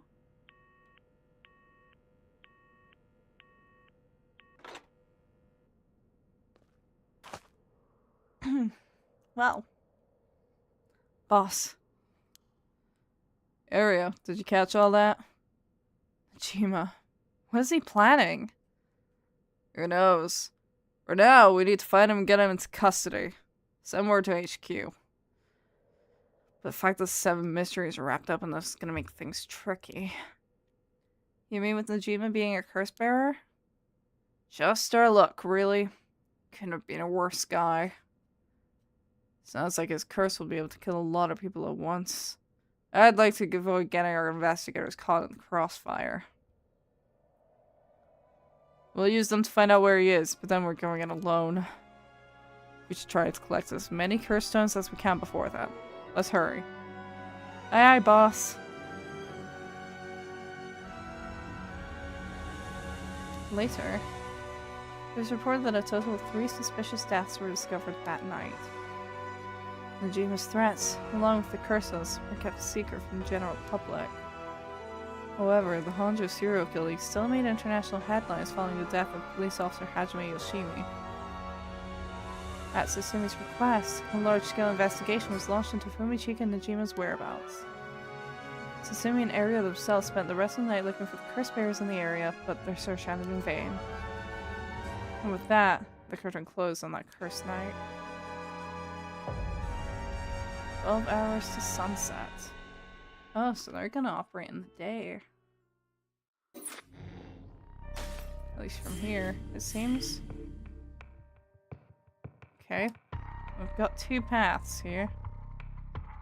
I suppose we'll continue on this side first.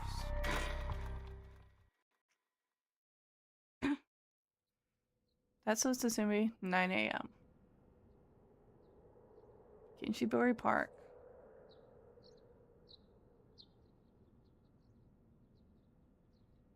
Sorry for the wait, boss, but I managed to gather some information. Took you long enough.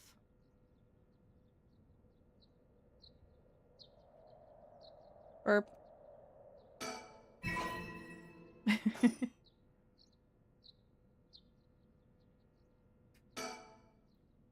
Forensics has finished their investigation and the body's been carried away. That said, we're still closing the park to the public, at least for the time being. This place was really giving me the creeps last night, but it looks pretty normal now with the sun out.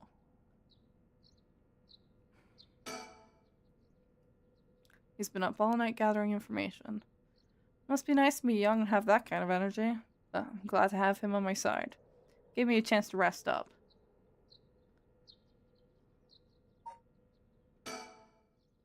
Well, we got ourselves quite the mess. Strange deaths popping up all over the place that may or may not have something to do with the curses. We also need to keep looking into Yoshimi and Najima. For now, we better start following up on the few leads we've got. Guess I better see what areas found out. Things at the station were pretty hectic, but I managed to get some info. Let me fill you in. Thanks. Floor is yours. A total of 3 mysterious deaths were confirmed in the area, including the one in this park. So, let's start with that one. The young man we found here. He's been identified as Shogo Okie, 25 years old. A regular old office worker who worked around here. He died of asphyxiation due to water in the lungs. He drowned. He drowned?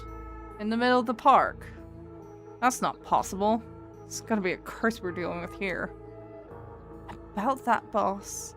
Isn't this park associated with one of those 7 mysteries, too? Yeah, the Whispering Canal. That's right, the Whispering Canal. It does seem like there'd be a death between Canal and death by drowning, don't you think? Sharp thinking, Aero. You're starting to get the hang of this. I mean, that's the one he had. But I suppose if he didn't get it, someone else did. Maybe. So let's assume they're related. What's next? Before that, the body of a woman was found behind a residential complex in Kamizawa. The victim has been identified as Tawako Hayashi, 29 years old. She was an office worker who lived on her own in the area. As for the cause of death, well, yes. The entirety of her body was crushed by some kind of strong external force. No murder weapon was discovered in the area, but considering the way she was found, we're looking for something large, flat, and heavy that could have crushed her in one fell swoop. Jeez. Hang on, are you saying she was stepped on? Meaning, Foot Washing Mansion? Or the Haunting Club? I think it would be the Foot Washing Mansion. Oops.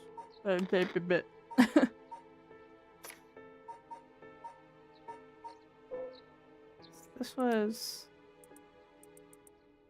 Yeah, that one's burning. So... She was stepped on. Yeah, it would be the Foot Washing Mansion. Exactly. Crushing is the Foot Washing Mansion's modus operandi. The place the body was discovered is also known to be related to the 7 mysteries. Then this is Namigaki's doing? Shit, I knew he'd used it.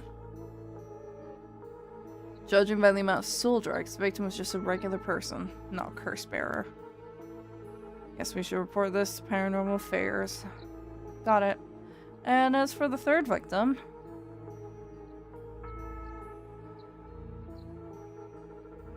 Ooh.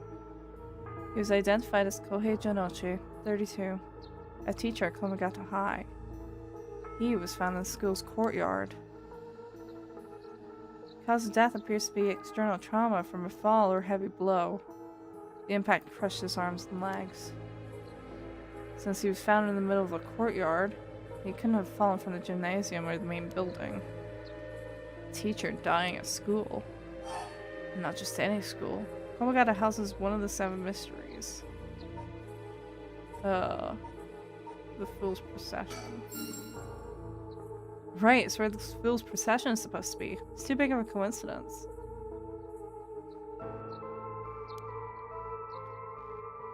We can't rule out the possibility that this death was also the work of a curse. Did Yakko go back? Or does someone have the ability to use them separately? Interesting. I see. Either way, it seems all 3 victims can be tied to the 7 mysteries. There's probably a curse bearer at the center of it all, pulling the strings. You've got a point. All these strange deaths do point in one direction. That's right, and Hajime's case wasn't all that different either. He also died of mysterious causes in a place connected to the 7 mysteries. Problem is that the timing doesn't match up. He died before the curses were activated. Could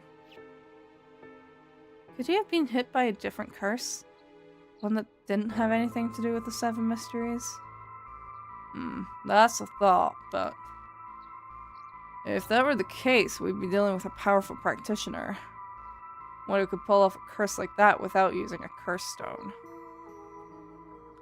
There aren't many people in this day and age who could do something like that. Oh, really? I see. I don't know too much about this stuff.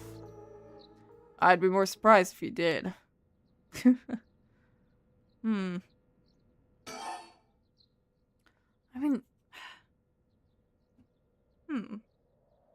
I suppose the characters can probably go off and do shit when we're not playing them, but... unless Mio had something to do with...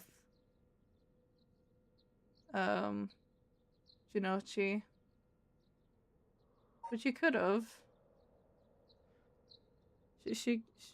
Maybe she could have. Well, looking at these deaths, it seems like many of the curse bearers acting last night. But we can't rule out that there were more killings from which the bodies haven't been found. Yikes, I hadn't thought of that. But there is one silver lining. Judging by my own curse stone, it seems that the curses can't be activated while the sun's out. Oh, that's great news. So basically we're safe during the daytime? Exactly. It's also likely why Najima gave us till dusk. Ah, he must have known the curse stones could be used during the day. Either way, we've got till nightfall to settle this. It's time we flushed out the other curse bearers. Aye, boss. Let's do this. At the moment, we only know the identity of 4 curse bearers, you included. Yutaro Namigaki had the foot-washing mansion, and Hideki Araishi had the ever-burning lantern. We've got both of their curse stones. And then there's Najima, who claims he has the one-sided read. Yeah, that about sums it up.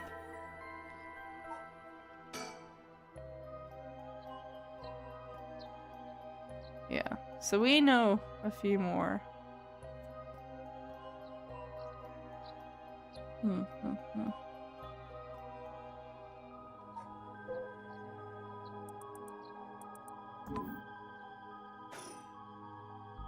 We'd better figure out who the remaining 5 are quick.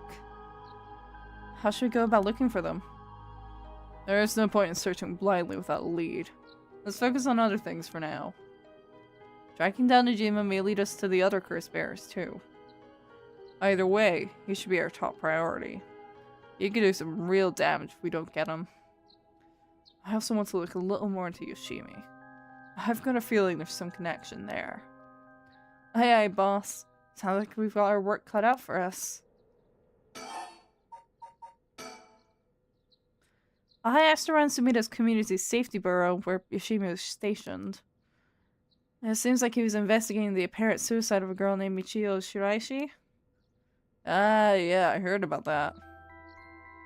He was trying to determine whether it was really a suicide.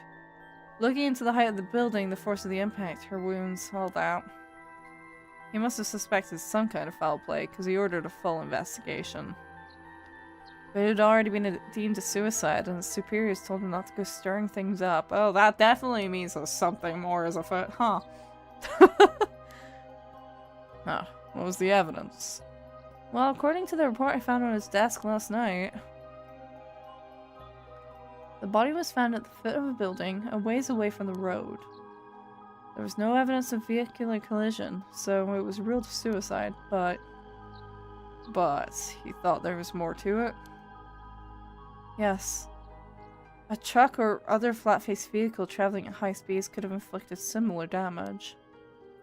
In other words, sometimes a traffic accident can look an awful lot like a fall. So there is a chance that it wasn't suicide. But what a terrible way to go. There were no brake marks on the road, meaning it wouldn't have been a hit and run. Jesus, her arm is like twisted. Oh, her entire body is twisted, I suppose. Fuck no. The vehicle would have hit her without slowing down at all. This is turning into quite the grisly case. But the vehicle couldn't have come out from a collision like that unscathed.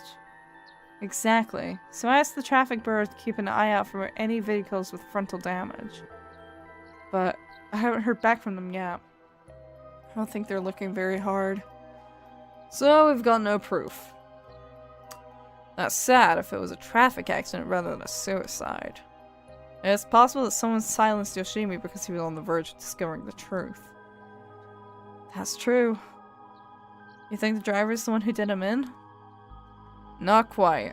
Yoshimi had already talked to forensics and the traffic bureau, right? Oh my god. His death wouldn't have covered things up. You're right on that. Even if the suicide was a cover-up from a hit and run, it doesn't seem like enough reason to kill a cop. Oh, that's right. Unrelated, but I got something else too. I managed to get hold of Michio Shiraichi's address. Yoshimi went there a bunch over the course of his investigation. Might be a good idea for us to drop by too. Good thinking. Hopefully that'll give us some more leads. Alright, let's move on to the next topic. Remember the girl Yoshimi met the day he died? One Hitomi Okuda? Community safety didn't have any contact information for her on hand. Not even an address? Well, they had her parents' information. But when I called, they said they hadn't heard from her in a month. Lots of family issues from the sound of it. They even said they didn't want anything to do with her anymore. That said, she still goes to school once in a while, so we might be able to find her there. Not sure we really have the time for a stakeout right now. But she could be a key witness. Can we have community safety tracker down for us? We can ask, but it might be tricky to get it done today. For starters, Komagata High School is closed today. Ah, because of the teacher that died? That's right. Alright, but if it's not something we can do today, we may have to forget about it. Let's move on then.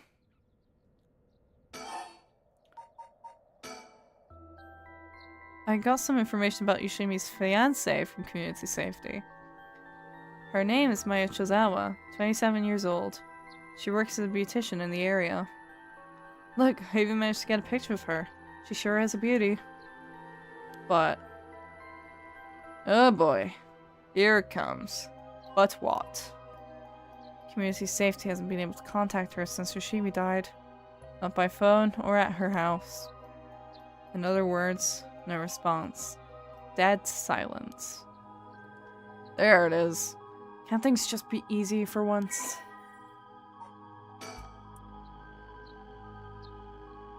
Maya's a beautician, the fiancé of Hajime Yoshimi, a police officer with the Sumida Police Department. Mayu's current whereabouts remain unknown. Yeah, it's definitely starting to look suspect. A crime of passion, perhaps?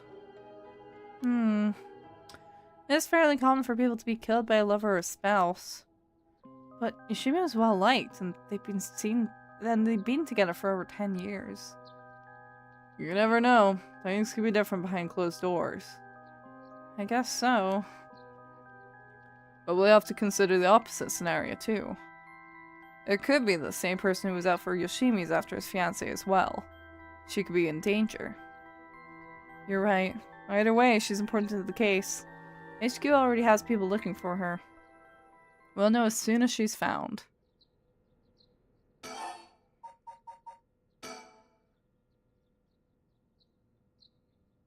HQ has mobilized a search unit for Najima. But so far, we haven't received any word. Guessing he wasn't at home or at work. About that. Apparently he vacated his last known address a week ago. I'm pretty sure that violates parole. You serious? So we have no idea where he lives. It gets worse. I checked in with the factory he was working at. They told me he was only there for a month before he quit. Hold on a second. You're telling me nobody caught that? Well, I had the same thought, so I spoke to his probation officer. Turns out he'd been doing house visits and interviews, but never bothered checking on his workplace. Oh, for God's sake. He also said they'd lost track of Najima when he moved to a new place. Jeez, that's just sloppy. I've heard that they're giving parole to just about anyone these days because they're running out of room in the prisons. Which also means there aren't enough probation officers to go around. He's probably overworked. So Najima got to fuck about unsupervised. God damn it! That asshole is annoyingly good at faking remorse. Or insanity, whatever the situation calls for. Back when I arrested him all those years ago, just talking to him left a bad taste in my mouth. He's probably hiding under a false name, which will make it hard to track him down. That'd explain why he so brazenly made contact. That asshole, he's mocking us. Well, for now, the paperwork is to circulate his name and mugshot. The paperwork to circulate his name and mugshot is being filed. That's gonna take way too long. We only have until dusk.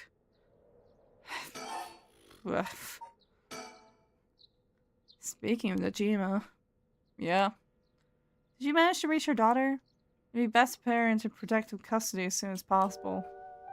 Not yet. I can't reach her. They called, but she's not picking up. Wasn't home when they went to the house either. That's not good. Does that mean she never came home? Why weren't you the one trying to reach her? Shut up. I don't have her contact info, right? Yeah, she really doesn't trust you, huh? Either way, I told her mother there was an emergency and that we'd send an officer to find her and get her to safety. She was real reluctant, but I got her to agree. I guess that explains why you got divorced. If you, her former father, can't find her, how the hell did Najima do it? Former, eh? That cuts deep. Yikes, sorry. I just kind of slipped out. Anyway, I suspect it has something to do with his curse echo. Back on topic already, huh? He said his curse could kill a lot of people in a short time. It may even allow him to act from a distance. I see. The one-sided reed. What was that story about again? Something about a man stalking a woman who goes insane and chops her up. Ah, right, one of the more gruesome of the 7 mysteries. How fitting for him. As for Najima's whereabouts, all we can do is throw more people at it till we find something. I'll check in with HQ frequently to see if they've got any updates. And that's about it. Should we continue our investigation? We could go to Komagata High School to look into Hitomi Okuda. Or to Michio Shiraishi's house to find out more about her.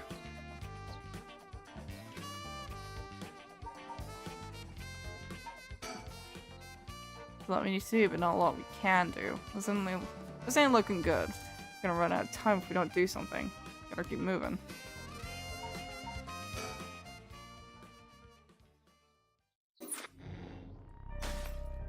Oh. Okay, more options. I think we should go for Yako. I think we should go mostly in order.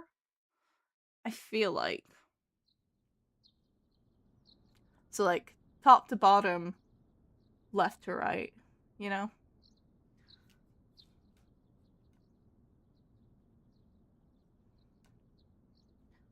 Oh, good morning, Yako.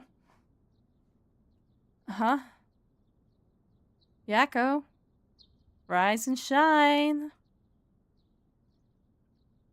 Oh. What the fuck? Okay. Something random just crashed. Though I wasn't even asking for anything from. Okay. Huh? You're up. Huh? It's morning.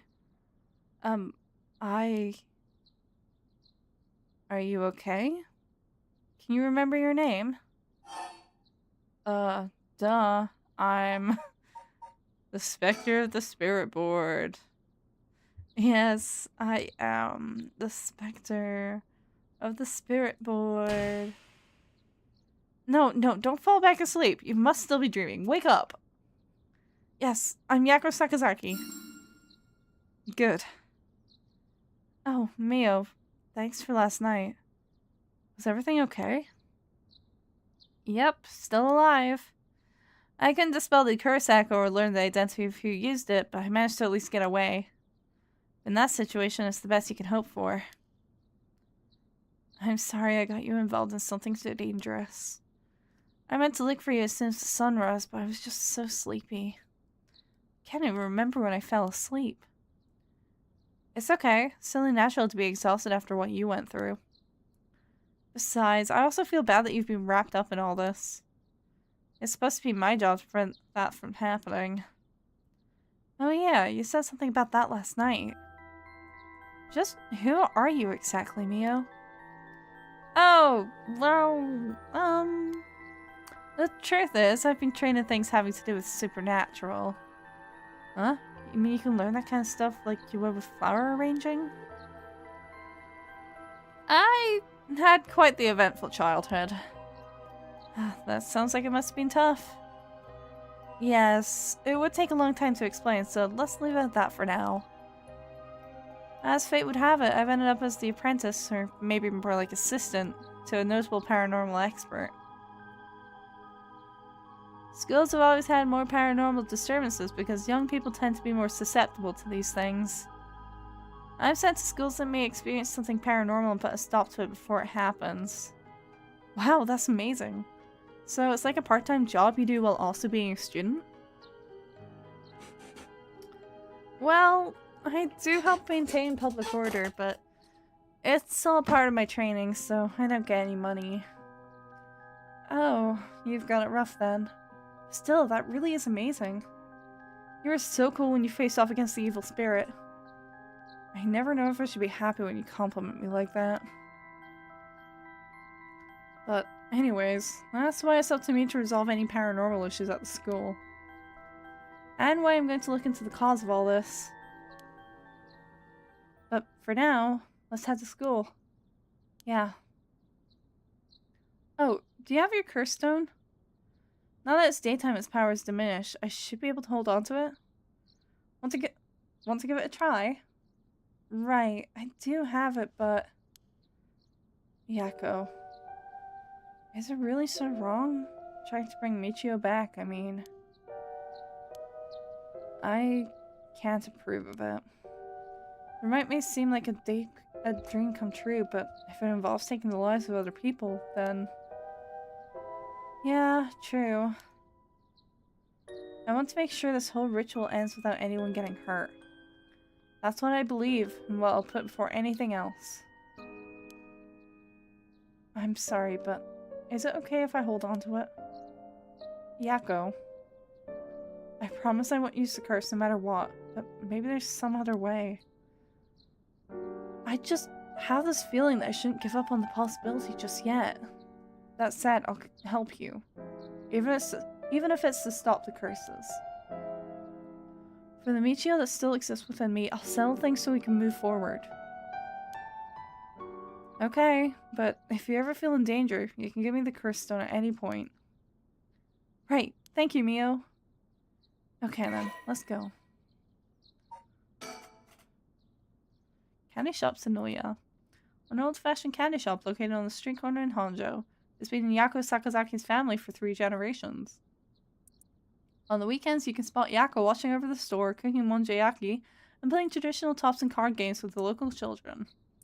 Though traditional candy shops are known for selling cheap treats for kids, it is not uncommon to see these largely privately owned businesses become something more like general stores selling food, drinks, utensils, and other daily necessities. Many families operate candy shops on the dirt ground floor of their home, known as a doma, with a space in the back where customers can eat monjayaki, as well as arcade games and capsule toy machines in the front. Such facilities make them attractive places for children to gather and play.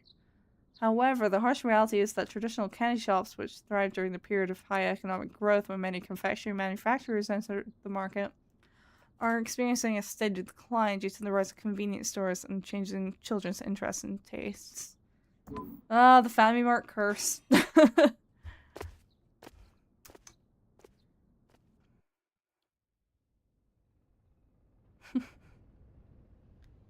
8 a.m. Coming to go to high school, front gates. Well, that's not good. Huh? I thought it was unusually noisy. There's a big group of people and police in front of the school. Did something happen? If the police are here, then something must have. I'll go ask. Thanks.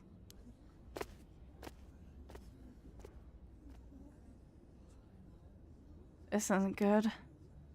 Huh? What happened? Don't panic, okay? The first teacher who came to work this morning found something. Okay.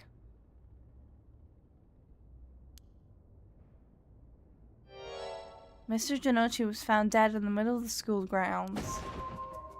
What? They're closing the school for today. But that's not all. I didn't know this either since I didn't watch the morning news, but rumors are spreading that a number of bodies were found nearby. What? There's no way. Why? Could it be? Because of the curse? We don't know enough to say. From what I heard, Mr. Janochi's body was in the middle of the grounds. But his body was covered in bruises, like he'd fallen from somewhere high. Weird. Taking into account his unnatural death and the timing, it's very likely it has something to do with the curse. You were saying someone used their curse on him last night? Seems like it, doesn't it?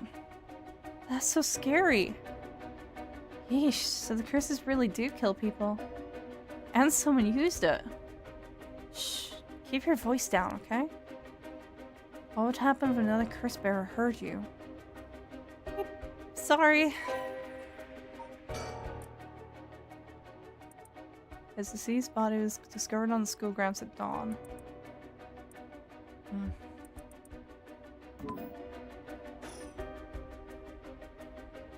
I wish we had a little more information, but they've locked up the front gate. Maybe we could sneak in through the back entrance. That person over there. Isn't that Hitomi Okuda? You're right. That's unusual.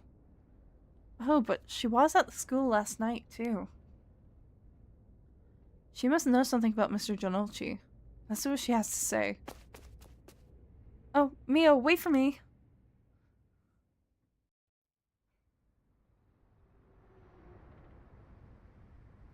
Huh.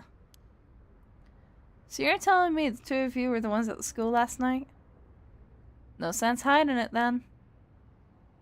Plus, I owe you one, Mio. I'll tell you everything I know.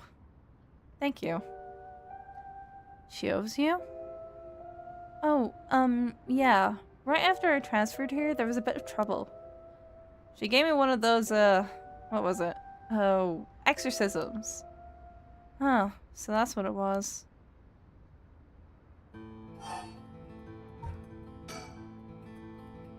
Did you hear about Mr. Janochi? Heard about it. I've known about it since last night. I saw that asshole bite out on the school grounds myself. What? You saw it happen? Tell us about it. What happened exactly? I don't really know myself. It was pitch black. What I can tell you... It was almost dawn, probably around 3. He started freaking out all of a sudden, ran out on the ground like something was chasing him, and screamed. Ah! Somebody help me! Forgive me! Michio! Or something like that while he was running around. Michio? He mentioned Michio? Was there anyone else out on the grounds? It was too dark to see from where I was. But for just a second, I think I saw a girl in a school uniform with her hair in braids. Oh? I didn't go out to make sure, so it could have been nothing for all I know. Then I heard him begging for his life, like, I was wrong, and I'll do anything. Then, all of a sudden, his arms and legs snapped, even though he was just standing there. His arms and legs broke without anything being done to him? You fell over and quit moving, so I thought I'd better get out of there. Wise. Then he croaked. That's all I saw. I see. But from what you've told us, it almost sounds like Michio's ghost chased down Mr. Jonochi and killed him. Well, if I know anything about that. I'm just telling you what I heard him say.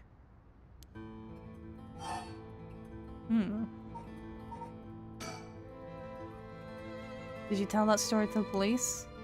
Nope, and I ain't gonna. Can't count on them for shit. Not like they'd believe such an insane story anyways. Right. But there must be at least one person in the police worth trusting, right? Yeah, I guess. There was this one cop who always got on my case about stuff. But he died just the other day. Oh, he did? I'm sorry to hear that. Everyone who gets involved with me ends up dead. Maybe I really am cursed. Pisses me off. You've got it all wrong. The spirit that possessed you wasn't that kind of spirit. Huh? It wasn't? Yeah, it was just an unfortunate coincidence. Though I'm sure that was hard enough for you. That's all I know about that asshole's death. Hey, Mio, I've been thinking something. The way she described it reminded me of something. The way Mr. Jonochi died. It sounds a lot like how Michio died. Of course, I didn't see it myself, but the state Michio's body was in, it was like she had fallen from high up. Could they have been killed by the same curse? I don't think so. The curses of the Seven Mysteries hadn't manifested when she died. And if we can trust what the spirit board said, then Michio died in an accident. Yeah, but an accident is really non-specific, right? Oh, right.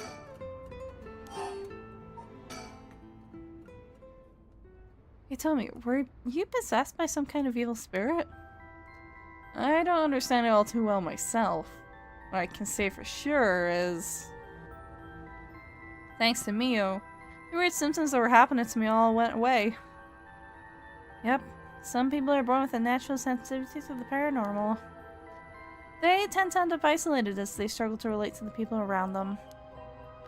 They also tend to draw spirits to them naturally. This can cause strange symptoms they don't understand, like headaches, muscle stiffness, and hallucinations, even memory problems. I'm sure it must have been very hard. So that's how it works, huh? Do people also have their personality taken over when possessed too? It is possible spirits who have a very close relationship to their target, like siblings or a parent and child.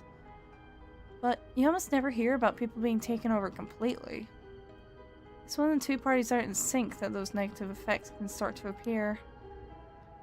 So the seances or whatever you see on TV are all bogus. Not quite. There are mediums and diviners who can align their minds with the spirits they call.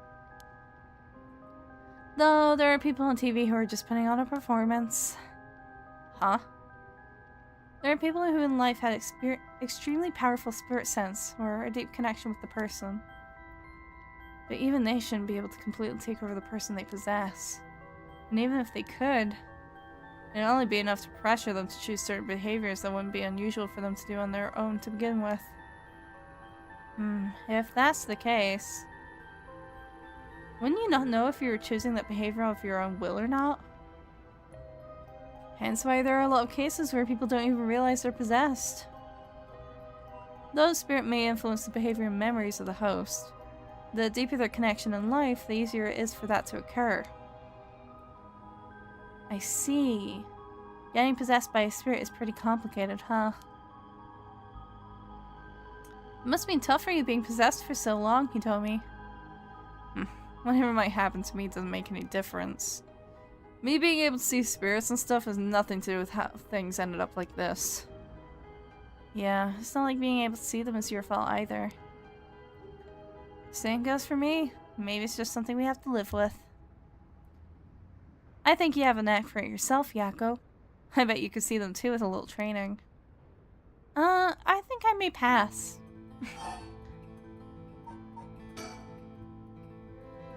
So that's why you do the job you do, huh, Mio? I thought she was a weirdo when she showed up all of a sudden saying she was going to exercise me. If you hadn't said anything, I probably would have knocked her lights out. You tried to perform an exorcism on her without telling her anything? You see, in my experience, most people don't understand no matter how much I explain. They only accept my explanation after they see the results. Huh, I guess that makes sense.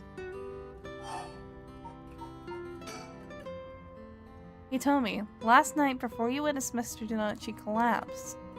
Can I ask what he and you were doing in the classroom? You gonna tell the cops? Oh, right, with everything that happened with Mr. Donouchi. They'll suspect you if we told them we saw you with him that night. Anytime something happens with someone like me, all those shitty adults start jumping to conclusions. I understand. I won't tell them. You wouldn't have been able to kill them anyway. If you say so, then I don't mind telling you about it. So last night, that piece of shit Jinoshi called me over here. I like he was gonna attack me or something. What? How terrible. Whatever, I'm glad he's dead. He had it coming. Calling people worthless and a cancer in society when he doesn't know shit about them. That asshole was the one always acting like scum if you ask me. Is that so? Can you tell us in more detail why he called you out in the middle of the night? It's hard to explain. Where to start?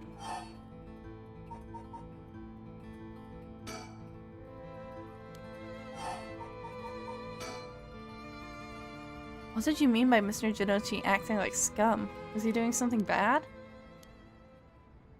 You know Michio Shiraishi, right? The girl who killed herself? Huh? Michio? I don't know everything, but that creep of a teacher had some dirt on her. And he was using it to blackmail her. Call her up after school and make her do whatever he wanted. What? What do you mean when you say whatever he wanted? I'll leave it to your imagination. Nothing that a couple model students like you would ever get involved in. No way, that's... How? What do you mean by dirt? I don't know anything about this. How could I not have known about this? I don't know, it seems like he kind of did. On some level, at least. Like, even... Like, Yakko was calling him a creep and everything. Yakko, I know how you feel, but try to calm down. Unless she was possessed. You got Gus acting like you were her friend. You know, she really did a number of both Michio's body and soul. She probably felt like she couldn't tell anyone, like she had to suffer alone. No, how terrible. He told me, how do you know about this? I just happened to walk in on it. I know the spots around school people go to when they want to stay out of sight. He ran off in a panic when I yelled at him asking what he was doing. Walked in on it.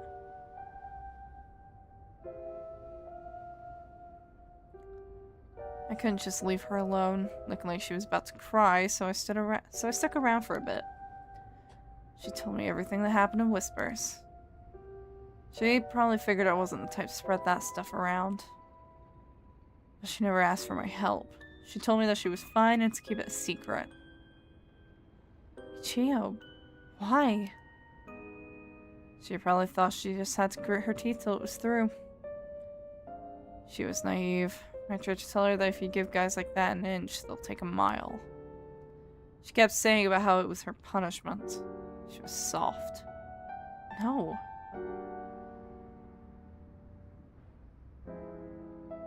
Of course, you know, she didn't change. He kept on doing what he was doing. I don't understand either of them, but that's as much as I was involved. And then she killed herself. Nothing I can do about it now.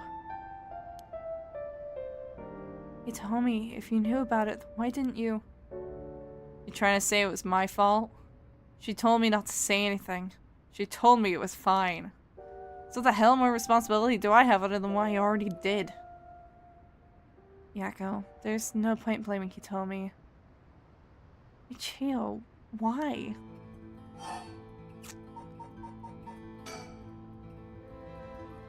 Did you hear what this dirt was? Nope, never heard what it was. But from the sound of it, he'd been blackmailing her since about a year ago. For that long? Dick probably caught her doing something she shouldn't have been. She looked well behaved, but there's more to a person than meets the eye, you know? There must have been some reason. Dunno. Got nothing to do with me.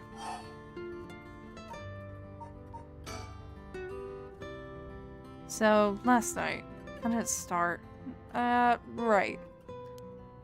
Remember that nosy cop I mentioned who was always on my case? He died at the former Yasuda Gardens a couple days ago. Yoshimi was his name. He was part of the juvenile division. He didn't look like a cop at all. Real tough guy, but good at looking out for folks, so he was the only one I could talk to. Huh, so there was someone like that with the police. Too bad he ended up dying. Oh, another thing. One time he suddenly introduced his fiancée to me. It was hilarious seeing a big guy like that act like a shy little kid all of a sudden. She told me that she was like me when she was my age and that she was on my side. It must have been a terrible loss for her, too. Yeah, I do feel a little bad for her when I think about how sad she must be. And I saw him at the gardens the night he died. Oh no.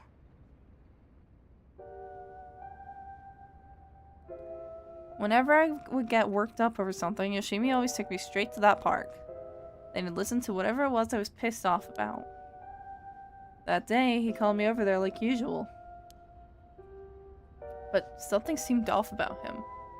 Like he was worried about something? Worried about something? Yeah, he asked me for a favor too. That was pretty unusual.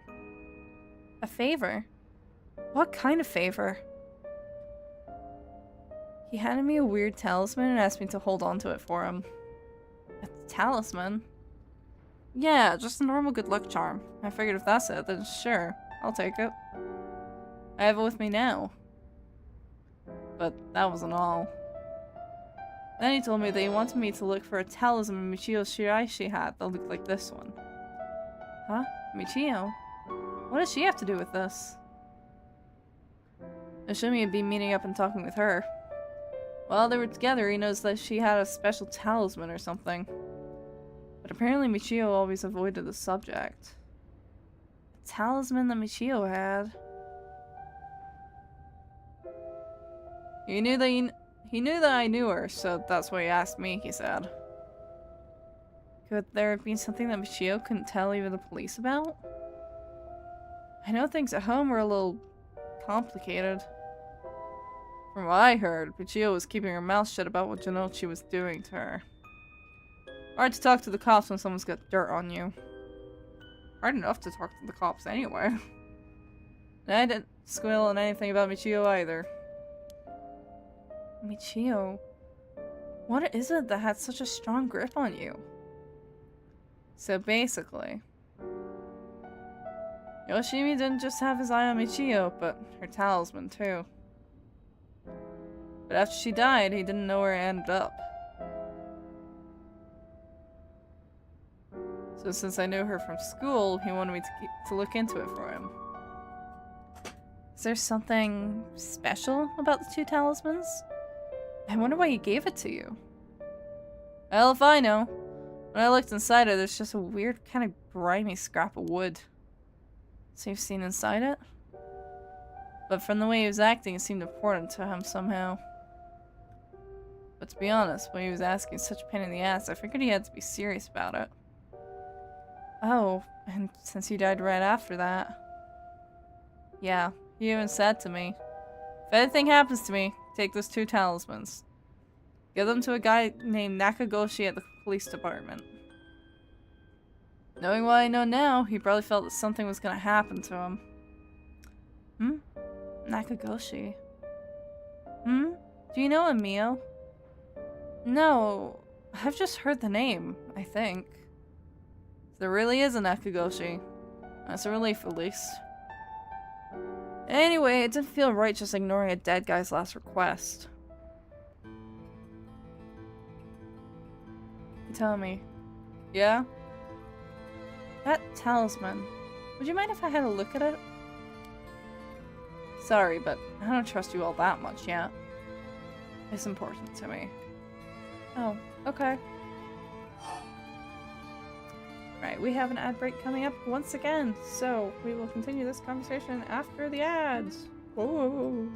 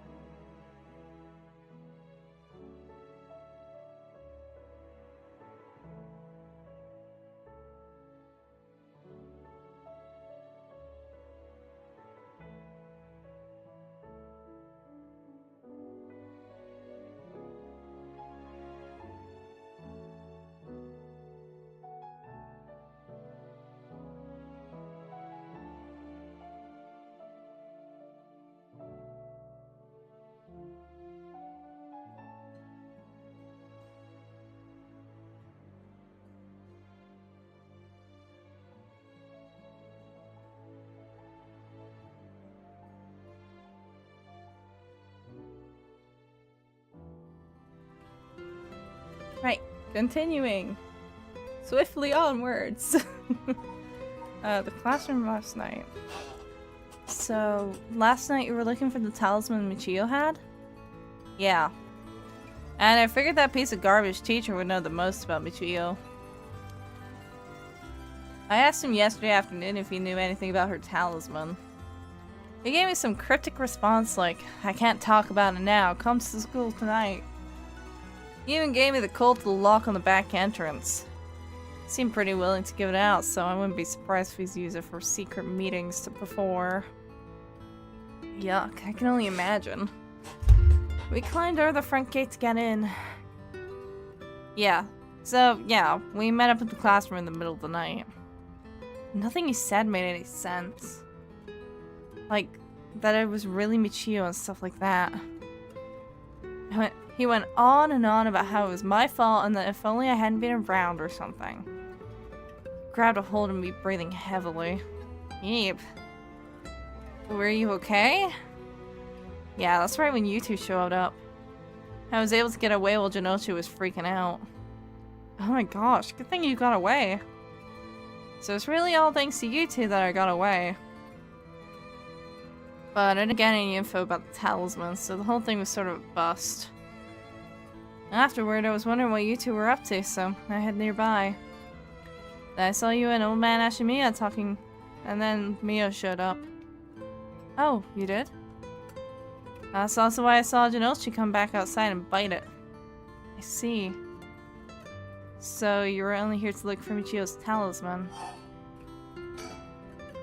I was dumb to fall for that creep Jinochi's trap so easy. It could have gone a lot worse, but I lucked out. What you described does sound like Michio killed Mr. Jinochi. She did have a reason to hate him after all. No way. You mean that really was her ghost? Like, for real?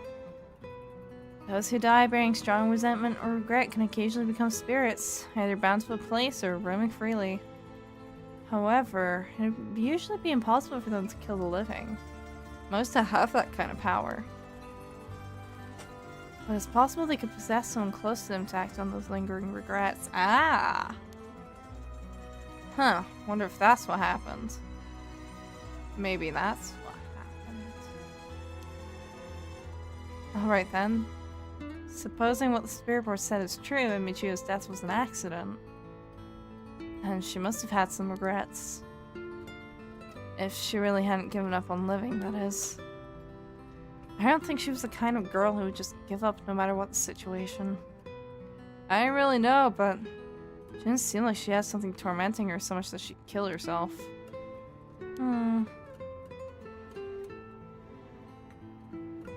But maybe she possessed Yako. And that's all I know. Happy? I still go look for the talisman. Sure. Thank you, Hitomi. Oh, and if you two find anything about Michio's talisman, we'll be sure to let you know. Thanks. Oh, can we get your contact info? Where can we normally find you? Right, I'm not at home most of the time. Usually I'm at a friend's place. Here's the phone number. Thanks. We'll call her if we need to talk with you. And, what is it? You're easier to talk to than I imagined. I was kind of scared at first, but not anymore. Shut up, you were the one avoiding me. Anyway, catch you later. And don't die out there, okay? Thanks, we'll be careful.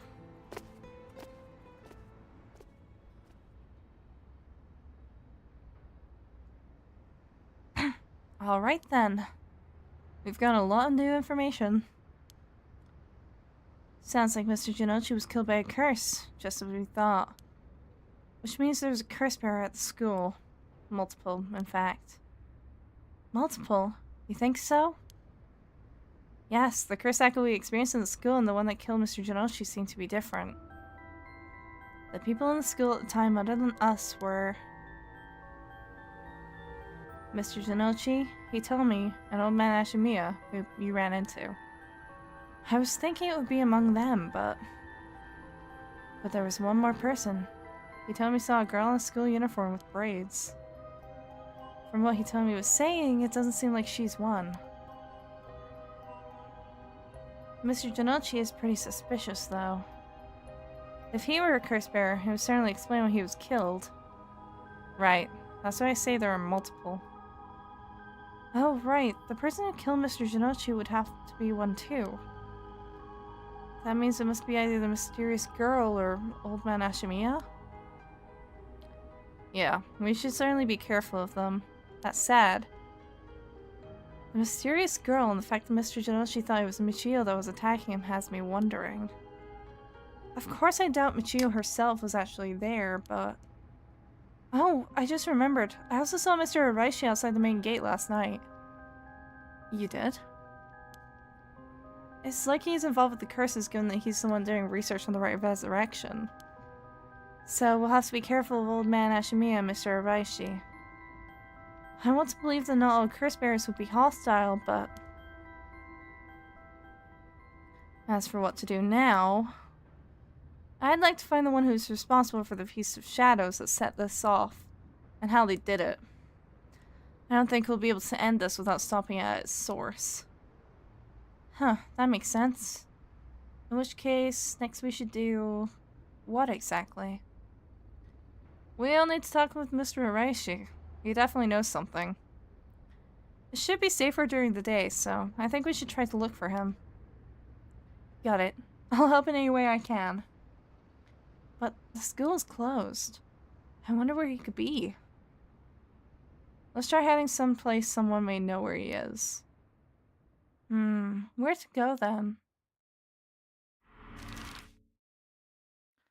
Oof, lots of places. Okay. Start from the top, I guess. Kamigata Bridge. 9 a.m.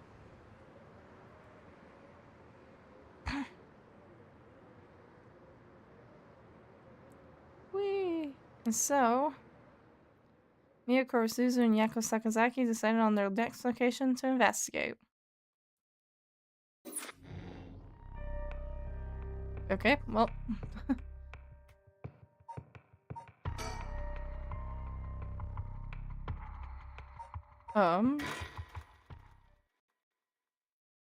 I just resume. Oh. I guess it just stands there then.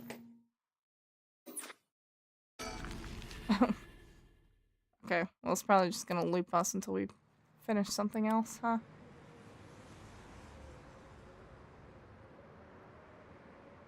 Yep, okay.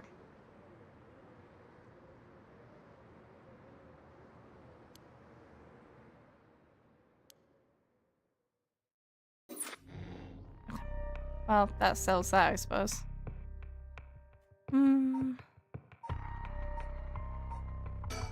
Well, from the top.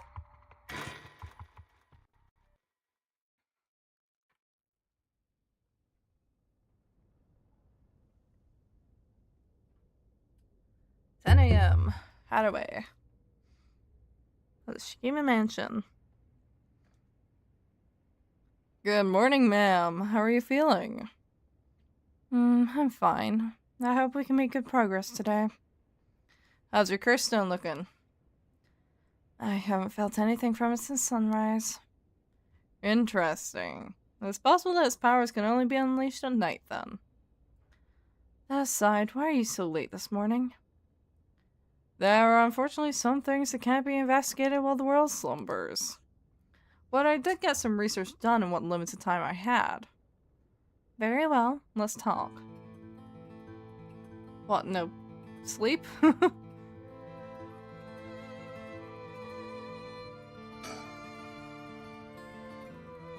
town is beginning to wake up once more.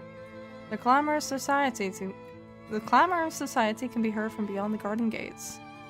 Like any day, a cloud of pollution drifts out from the industrial area. Oof. This is the old mansion where I was born and raised. I was in the mansion at the moment. The door has been locked shut. The housekeeper has already left after cleaning and preparing food.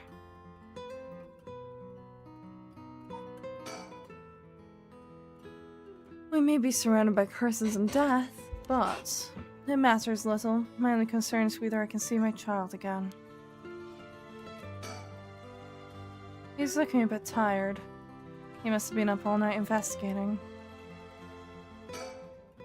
By the way, there's something I wanted to talk to you about. And what's that? Our current plan is to steal a curse stone that's already absorbed soul dregs, but I'm wondering if it would suffice not to steal, but instead negotiate with the curse bearer and have them use the right for our purposes. Oh? I mean, I suppose that would accomplish the same, but do you think it's possible? As long as we offer compensation, it may prove much easier than you'd expect. Compensation? Cash, for instance. That wouldn't be off the table for a family's rich as Shigima's, would it? Of course. Why, any amount would be fine if we could get the job done. I won't let monetary matters lead me to regrets the way it did back with the ransom. Okay, with that option on the table, let's figure out our strategy.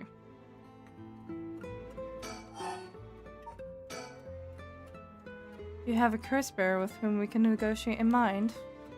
Not yet. Surprisingly, it seems the other curse bearers haven't been that proactive about collecting soul drags. Did you see the news this morning? No, I haven't. Overnight, 3 mysterious deaths were reported in this area. They have yet to announce the identities of the bodies found. But they've been nicknamed the Honja serial killings. This gathered quite some attention on the streets. Oh my. Only 3? That's what I thought. Even if the victims were curse bearers, just 1 or 2 wouldn't be enough soul drags. And for what those curse stones are capable of, a mere 3 victims seems a little on the low side. Incredible how few deaths there are when someone like Koichi isn't actively raising that count.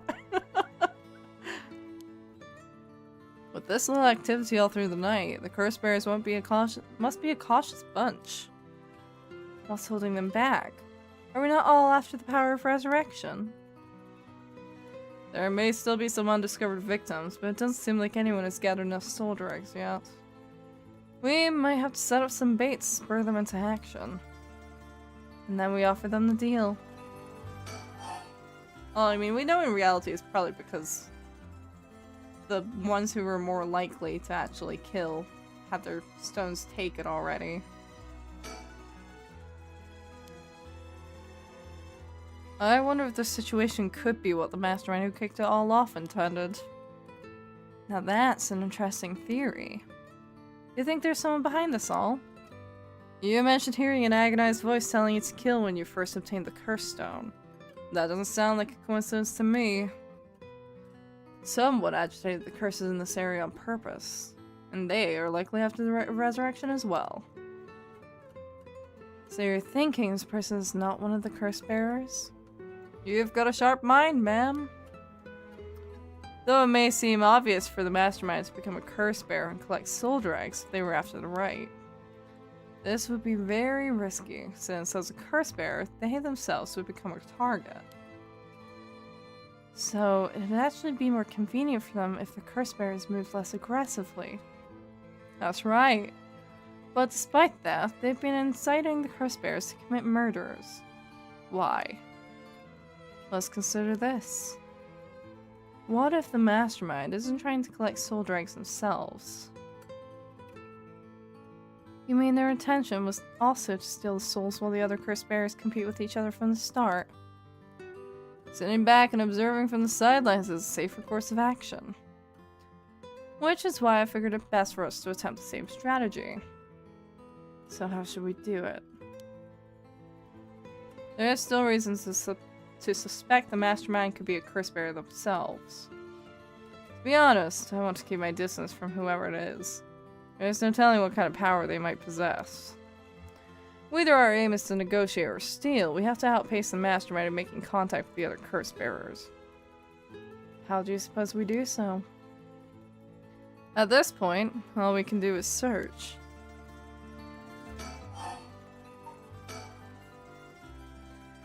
If there's a mastermind inside the curse bearers to collect soul drags, then be sure there even is a rite of resurrection. Good question. The rite could be nothing but a myth fabricated to spur the curse bearers into action. Seeing it might be for naught. Do you want to give up, ma'am? Never. Understood.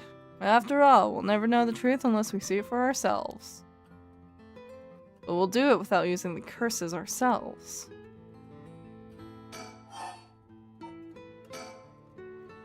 By the way, I met a few people who seemed like potential curse bearers last night. I did some investigating into all of them. But I only managed to get detailed information on 2. You're quick.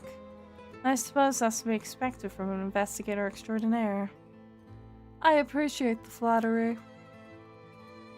First, there's Ayame Tono, the girl we talked to before, though she isn't a curse bearer herself. She's a student attending the University of Art. She currently lives alone in an apartment near Midoricho Park. You even determined her address. You're not one to be underestimated, Mr. Investigator Extraordinaire. I called every single university with Ukuya in the curriculum pretending to be her parents. I went around to check on her place on the way here. Doesn't seem like she returned home last night. I'm worried she might have run into some trouble.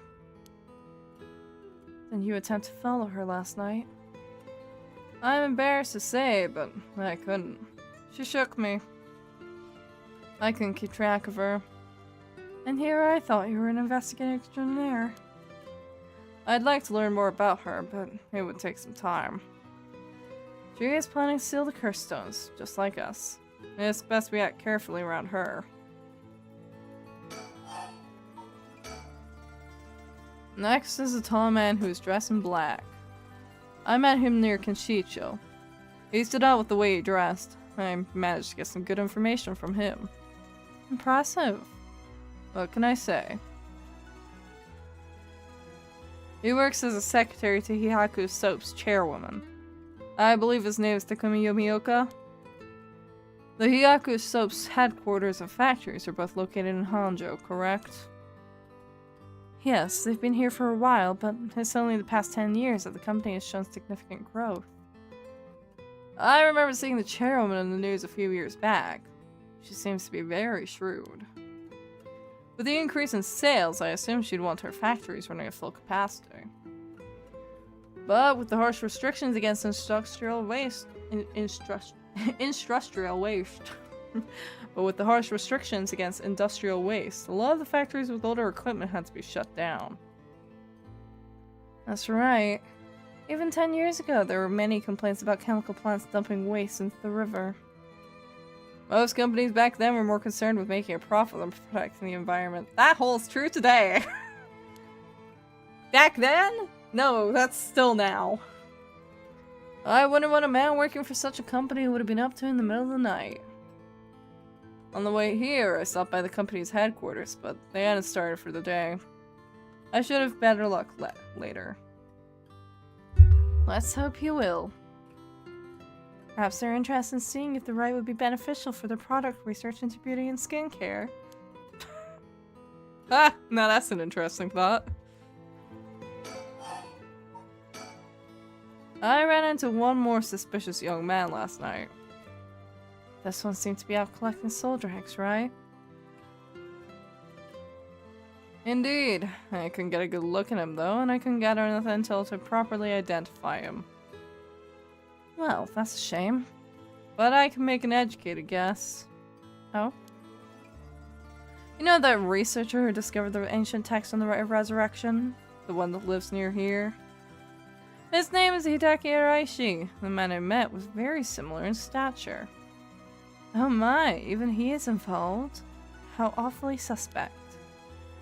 Considering his background, couldn't he be the one who initiated the whole affair? I think it's possible, yes.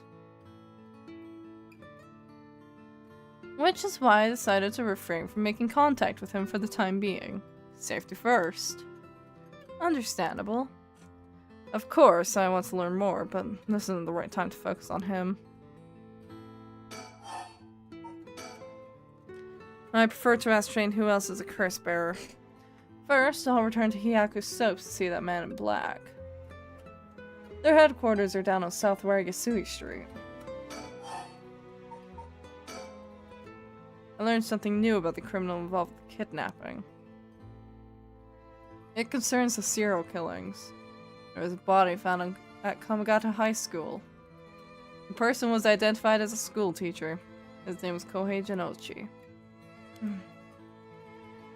Do you think he was a curse bearer? Not sure. It's possible. But regardless, this means the two people who knew the truth about the kidnapping are both dead. Just when we were getting somewhere. It isn't enough to make me give up, of course. Still, we don't know anything about Michio Shiraishi's residence. It'd be wise to pay a visit. Understood.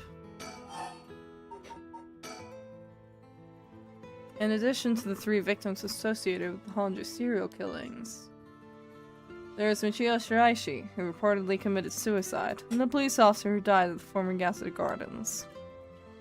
If strange deaths continue occurring like so, they're bound to inspire strange rumors. But those last 2 have nothing to do with 7 mysteries, no? It's true. Both occurred a week before this accursed situation began. Still, it cannot be ruled out. It's possible that the mastermind was involved even with those killings. How? What if there were preliminary steps to awakening the 7 mysteries curses? Well, the Feast of Shadows, I think it was called. And we really assume they're unrelated just because the timing doesn't match up. Or rather, the police officer's death is so baffling that it'd be easier if it were connected to these curses. The victim wasn't the type to be caught off guard easily. You seem to know a lot about this. I suppose we weren't strangers. My personal feelings might be wrapped up in this one too. I see. If you were to investigate this matter more, you might get a lead on the mastermind. You're right. If we wish to focus on the mastermind's identity, this would be a fine starting point. We might even discover more deaths related to the curses on the way. We should pay attention to today's news. Well, that's all I have to report. Shall we continue with our investigation? What do you want to do? If you still can't use the curse stone, taking a walk should be a fine place to start. Right, let's go together. I want to see what's going on for myself. In that case, I'll trust you to decide on where we should go, ma'am. Where should I go to begin my search? Which places have stood out to me most so far?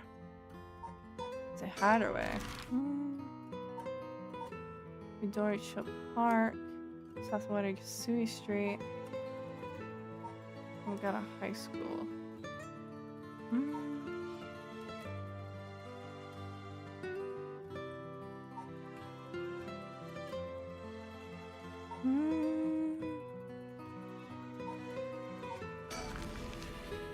I guess she would maybe go to school, huh? So if we're allowed to actually go through them all. Here we are at Ground Zero, Kamagata High School. I guess it's logical the police has got this place shut down. The teacher's body was found here after all. It's as if the students have nowhere to go now that school's closed. News has attracted a bunch of curious onlookers, huh? That works in our favor. The more people are around, the better we can blend in.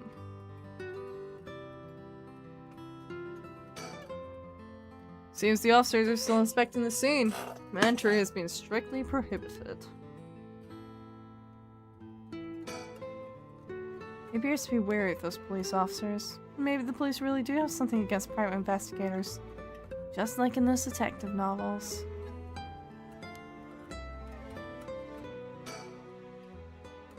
This place is said to be connected with the story of the Fool's Procession.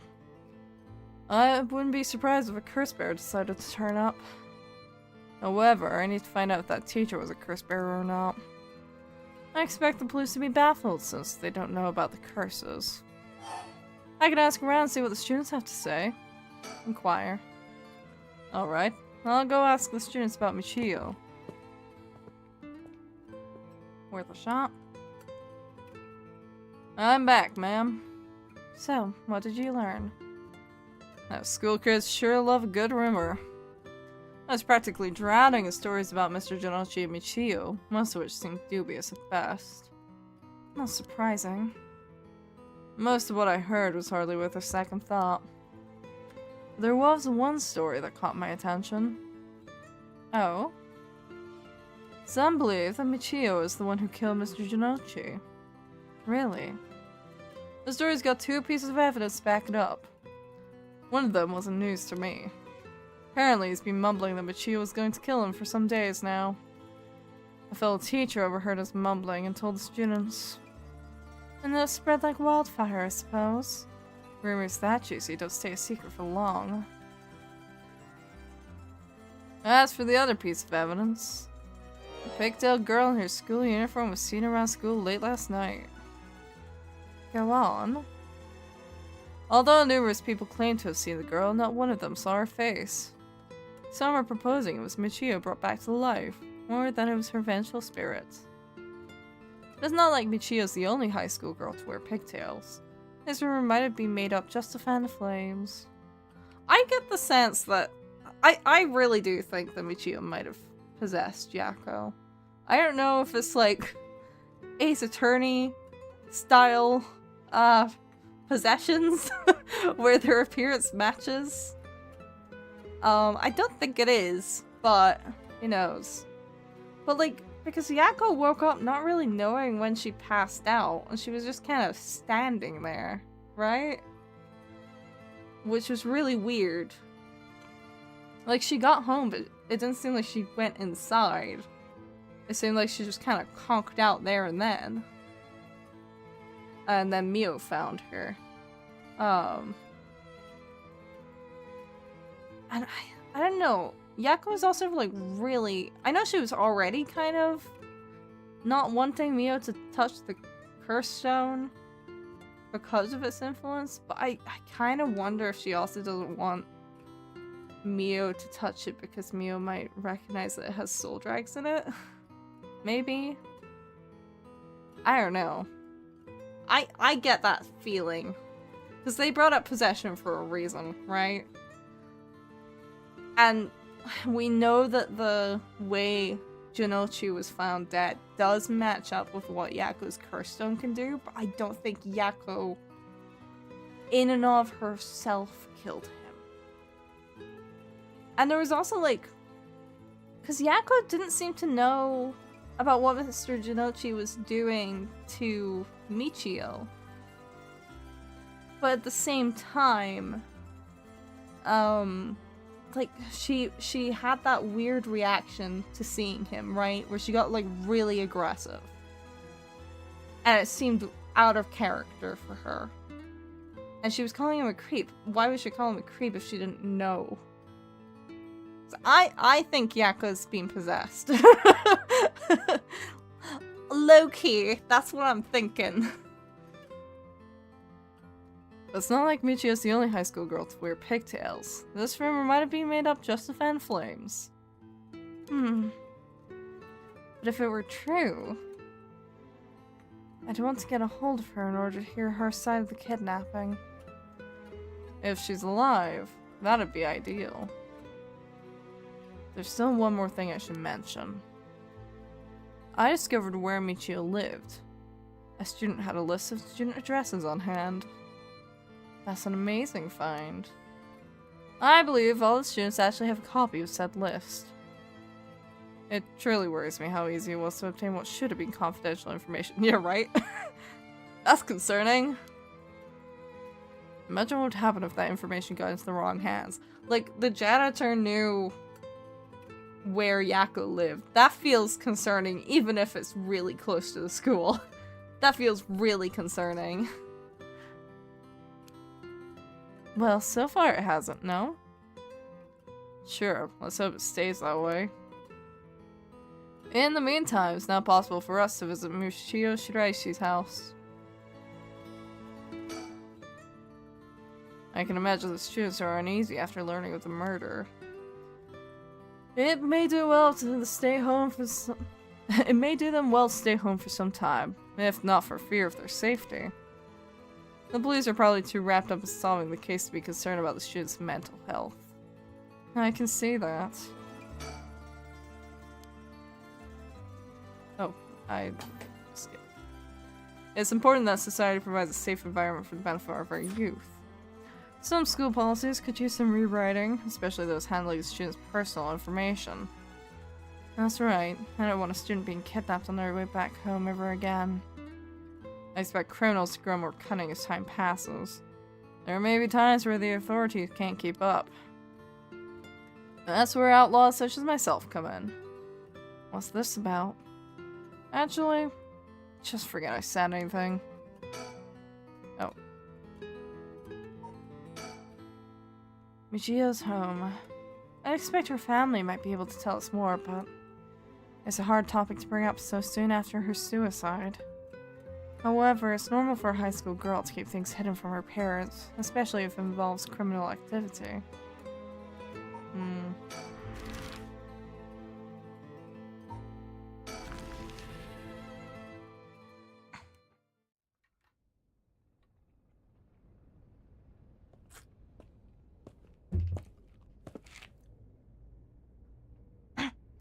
How did it go? I went to visit Michio Shiraishi's family home, however, no one seemed to be there. I got no answer at the door and all the lights were out. Seems to have been empty for a while now. There were a stack of newspapers out front. That's worrying. Don't understand why no one's come to this house, even after Michio committed suicide. I wonder if this place is okay. No, I don't think so. It's a bit quieter over here. It is a residential area after all. All these rundown row houses really scream working class, don't they? Social connections run deep in working class areas like this place, so I decided to talk to the locals. I met a few nice old ladies who were kind enough to give me the scoop. Turns out the Shiraishi's reputation really went down the dumps this past year. Is that so? I'll give you the quick summary. They moved in here about 3 years ago. Their previous residence was in a better part of town. Michio's father died in a car accident, leaving behind just the two of them. Michio's mom, Toshiko, now a single mother, relocated here. At first, they got along with their neighbors, many of which were in similar situations, helping and being helped in turn. So far, so good. What happened? Well, as I said, their reputation began to go downhill about a year ago.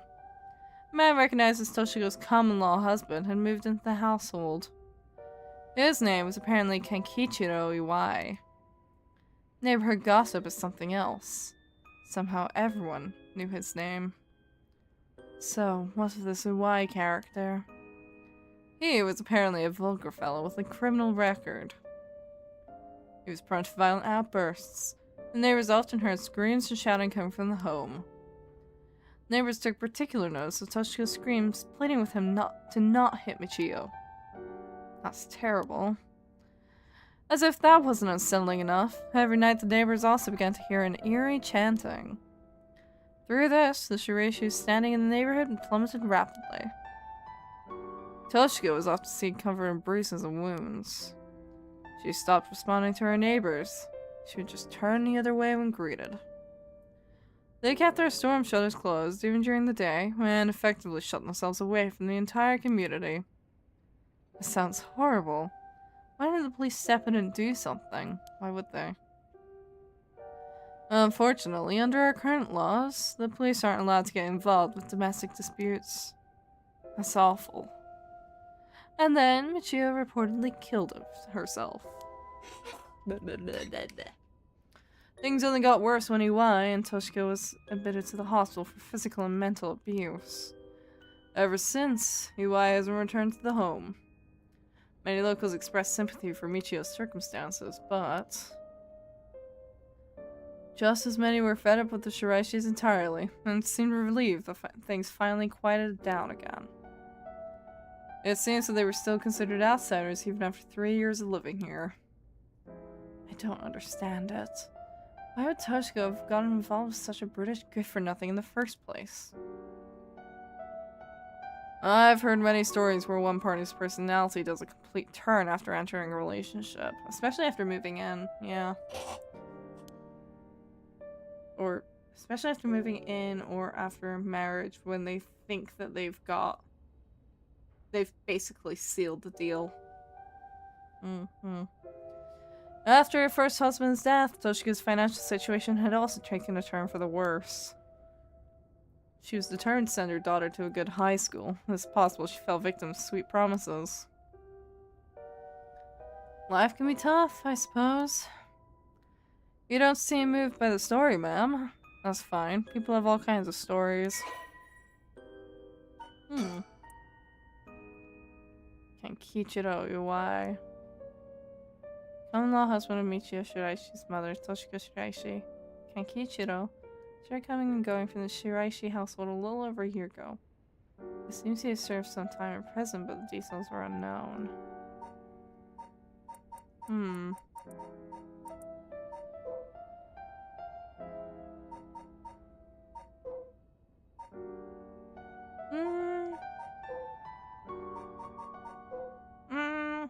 I don't know. Maybe not. Take a sip. Thank you, laser bears, and a stretch.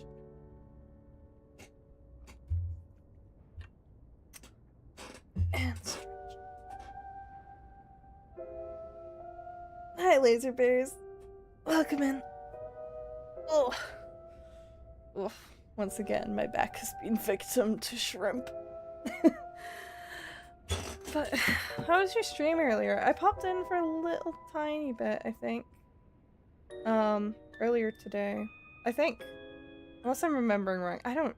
Yes, you were. You were playing, some shorter horror games, weren't you? Yes, I did. I think my brain's a little fried right now. But yeah, I popped in for like 2 seconds. And then dipped. Because I had to get ready for stream. Well, actually, I think I was looking for a little bit longer than that. But... yeah, how did that go? I would have liked to stay, but I scheduled this, so...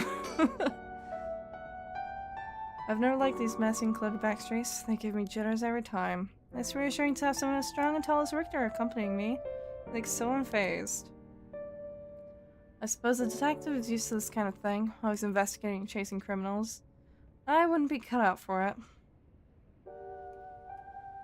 I think probably once I finish this section and get out to the chapter select timeline, whatchamacallit, I'll probably end there because I'm getting quite tired and my brain is definitely frying at this point. Might as well be in a frying pan. But the Shiraishi certainly hadn't lucked out with theirs, bringing such a violent man into it. In a few short horror games, I finished up with a demo that started getting more spooky towards the end. Ooh, what was the demo? I do kind of want to grab some more short horror games, because I like short horror games. I think that would be fun.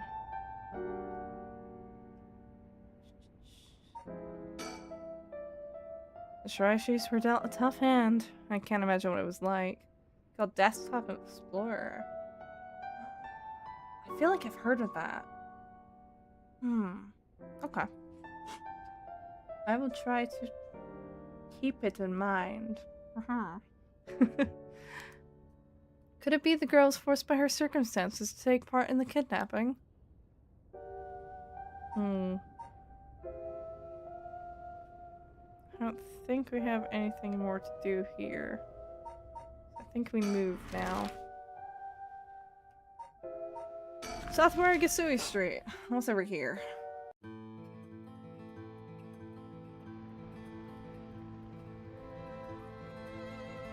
The Hihaku Soap's headquarters are on the other side of South Marigasui Street. They were closed when I visited this morning, but it appears things are up and running now. To think a small soap-making company could grow so much in such a short time. They have factories and warehouses throughout the area now. I can see why director and now chairwoman Natsuo Yamamori is called the Queen.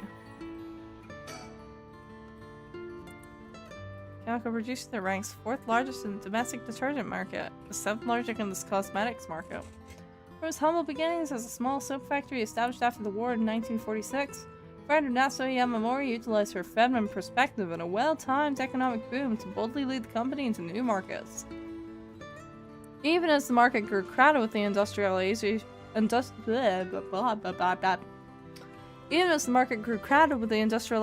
of Sumida City, the company continued to expand, digging its roots deep into the area.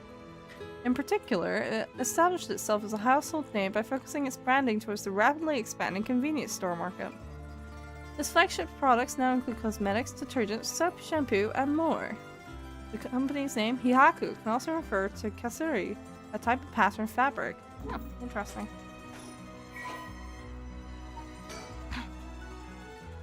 Natsuo Yamamori.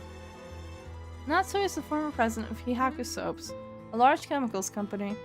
Though she retired from her position 2 years ago, she still wields great influence over the company from her position of chairwoman.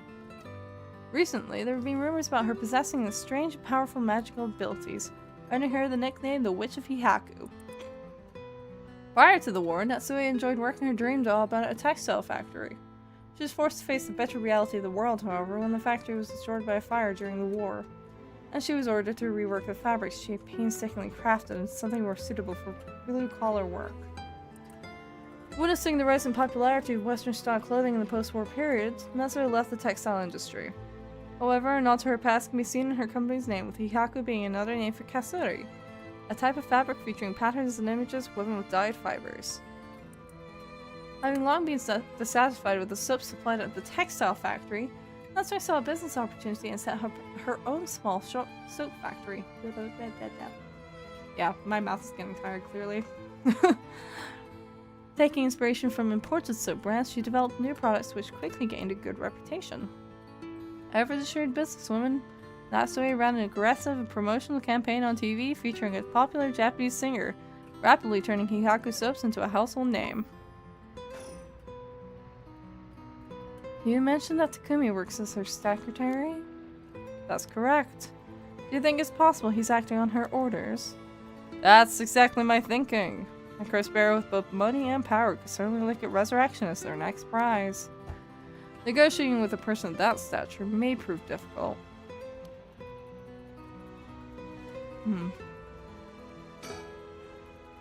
Back in the Edo period, the canal known as South Marigasui ran through this area, but it's been turned into a major road.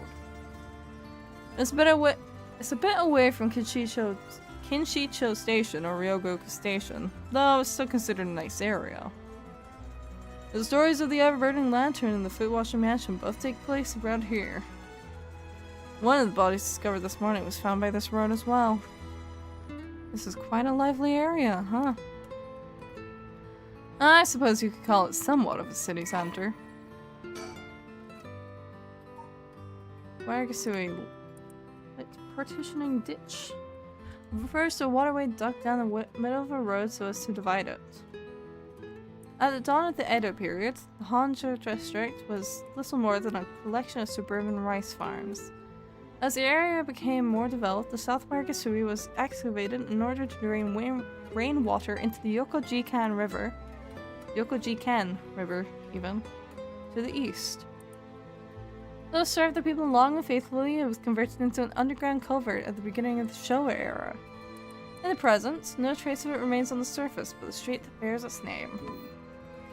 Interesting.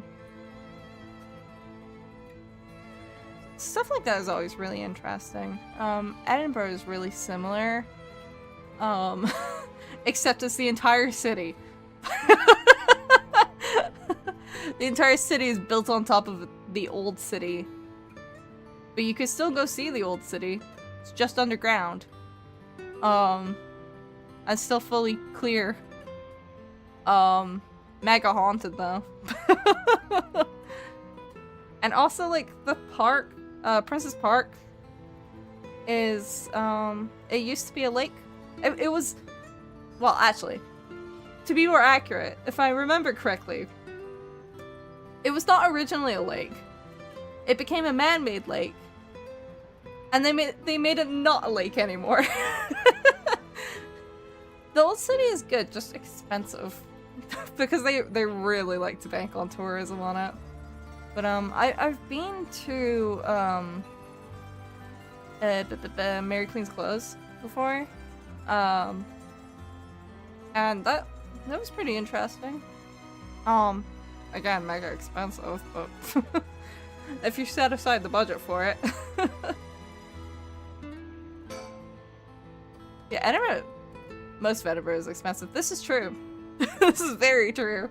Especially city centre. Everything except public transport, really. Except maybe trains, but trains are not really so much an Edinburgh issue. But like the buses, they now have a cap on how much they'll make you pay in a day for it. If you use tap to pay, that is. Which is cool. I think that's cool. Very good for tourists. Actually, I think it's not so much how much you pay in a day as much as how much you pay in a week. I think it does cap what you pay in a day as well. So if you use the buses a lot in one day, it won't cost very much. Like in the grand scheme of things. The buses in Edinburgh cost less than how much it costs to get a bus here, which is really fucked up. I was saying about going to friends in Edinburgh and going to concerts in Glasgow. The most expensive part of those trips was parking in Edinburgh. Oh yeah, don't... I've literally told friends, like, hey, if you ever come to the UK in general, don't drive into city centres, especially in Edinburgh. Just don't. It's not worth it. Like, take public transport. Particularly because Edinburgh Castle is right behind his flat. Oof, yeah. No. That would do it. That would do it. Oh my god, that would do it, yeah. Yeah, no, always take public transport into Edinburgh if you can. If you have the option, take public transport, like... At least going in city centre. Outside of city centre, not so terrible, I suppose. I mean, sometimes I can still get up there, but it's about as much as anywhere else, I think, usually.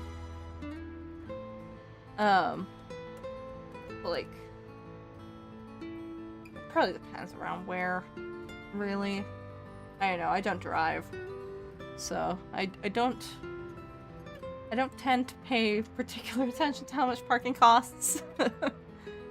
But certainly if you're parking for longer than usual, yeah, that would rack up. Don't drive in Edinburgh City Centre. Never fucking drive in there. It's a nightmare. Even without the parking situation, it's a fucking nightmare. The traffic's terrible. I confirm. I can fully confirm as someone who grew up there. Just don't. It isn't worth it. Just take a bus or the tram. Probably more so the bus. There's so many public transport methods. Just take one of them. Take your pick. Most of the buses get there eventually. Business is up and running. I can see people inside the reception area. Okay, you're just gonna repeat that. First, I need to confirm whether Takumi is the man I ran into last night. Then I'll be able to determine if he's a curse bearer. It'll be better if I go inside the headquarters alone. You should walk around, visit a cafe for some tea perhaps. It'll be better if I go inside the headquarters alone. Okay, fine, jeez. I'm gonna go in. I might be a while, so feel free to find somewhere to kill time. Okay, good luck in there.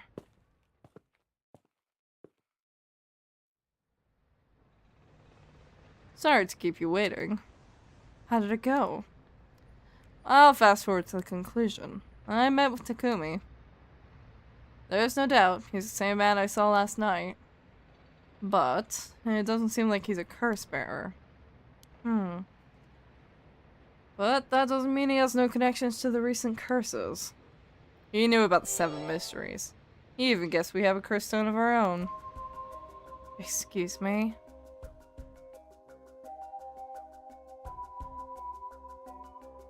I tried to approach Takumi about a fallen item after I ran into him last night, however. You said your name was Richter, correct? I have a favor I would like to ask you. I'm hoping you would hand over the curse stone in your possession. Curse stone? What are you on about? There's no need to play dumb with me. In fact, there's no time for it. I had all the same reason you did to think you were a curse bearer last night. And your arrival here only confirms it. You are a curse bearer, no? That's a new expression from him, I think. You're right, we lack time. I'll confess, I am a curse bearer. I possess the curse stone of the haunting clappers. I'm glad to hear the truth. Finally, this conversation is worthwhile, except it's bullshit. He doesn't have it. It is a dangerous item you hold. Give it to me. My company will take the responsibility to dispose of it. I don't know soap business specialized in scrubbing curses clean. It is the prerogative of Miss Yamamori. Is that so? Assuming you've obtained the curse, you understand the power it involves, no? Miss Yamamori possesses supernatural powers akin to those of a god. She also has a deep love for this land. I've transformed it from the pile of dirt it once was to the home of our headquarters. She cannot stomach the fact that it's now the sight of these curses run rampant. So you're telling me the Queen of Hihaku is a real-life witch? She wouldn't appreciate being called that, mind you. There's a sorcerer by the name of Suigan Gamyodo who's gallantly working behind the scenes, exercising spirits and the likes. Go on. That being so, there have already been instances of the dead coming back to life. Do you understand the urgency of this matter? These are curses we're speaking of, tools which are used by wicked beings to possess people. The rite of resurrection is nothing but a fabrication meant to seduce the curse bearers into unspeakable action. If you truly understand what I'm talking about, you must hand over that curse stone at once. Very interesting. But that said, just how many curse stones have you acquired so far? If what you tell me is true, surely the company would have launched a large-scale search by now. We have 6. 6? Wow, I can rest at ease then. And here I thought I was at risk of being cursed. Seems we are on the same page. If that is the case, you should hand over your curse stone immediately. I'm sorry to disappoint you, but it's not actually in my possession at the moment. Considering its importance, I've been keeping it in hiding. Really now? Then I'll accompany you while you retrieve it. I'm sorry, but I've got something important to attend to. But I promise I'll return with it later.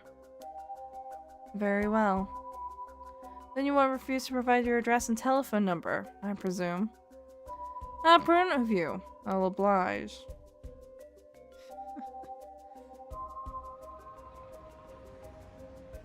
And that's how it went. So they aren't after the right after all? I wouldn't be so quick to trust him. Oh? I believe we're dealing with a master in deception. He may well have made up a story to convince us to part ways with our stone. I think he was lying about having procured 6 curse stones as well. Like, really? 6? That's excessive. Well, now I feel gullible. The company is plotting something. I wonder what they mean to do with the cursed stones. He seemed rather desperate to get a hold of ours, despite us not having collected any soldier eggs. Perhaps the people at Hihaku are the masterminds behind the curses being unleashed. Because the chairwoman's a witch? I wonder about that too. If she really were that powerful, would her secretary have divulged that information so casually? Takumi was either making up as he went, or he's trying to spread a rumor. For what purpose would he do that?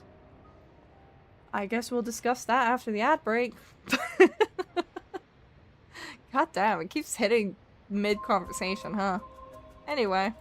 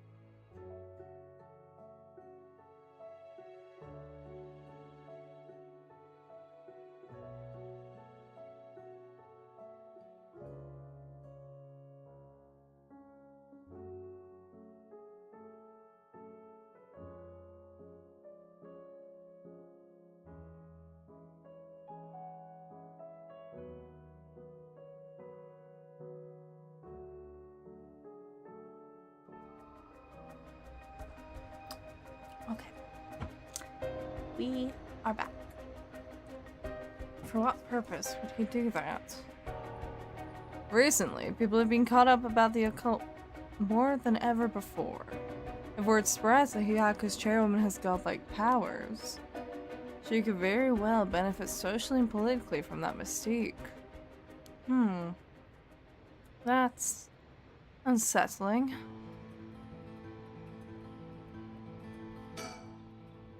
By the way, there's one more thing of interest I heard while in the company's reception lobby. And what's that? People were discussing whether one of the bodies found this morning was that of a Hyaku employee. Really? So long as the officials haven't revealed the identity, it still amounts to no more than speculation, though. Despite that, I have reason to believe Hyaku Soaps is deeply involved with the Seven Mysteries. At the very least, I can assure you I've gathered that much. The more we know, the better our negotiations will go. Yeah. How interesting, the Queen of Hyaku, or the witch, whatever she is trying to get her hands on the right of resurrection. It's like some kind of dark fairy tale. Regardless of what is or isn't true, we must stay one step ahead. Okay. And then we've just got Midoricho Park. Which I forget why this was relevant to us. We're here. This is Midoricho Park. Ayame Tono lives around here. Oh, right, okay. She wasn't in her apartment when I dropped by this morning. I wonder if it's worth checking again. It seems picking up Ayame's trail is out of the question for now. Why did we even come here? It was heartwarming to see children playing in the park. Richter seems to like kids. Perhaps because they're on the same wavelength. Jesus. He's doing all of this for you. And you're saying that shit about him in your head. We won't get much done sitting around here. Why don't I go and check out Ayame's apartment? You don't mean to speak with her, do you? No, I'd prefer to get an idea of what she's been up to. I'd like to see whether she's been home or not, just to potentially get a trace on her movements. I just noticed that in some of his sprites, he's got the lines on the inside of his shirt, and in some of them, they disappear. And I only noticed it because when he turned his head, they magically appeared where they were not before. Then, be my guest. Okay, I shouldn't be long.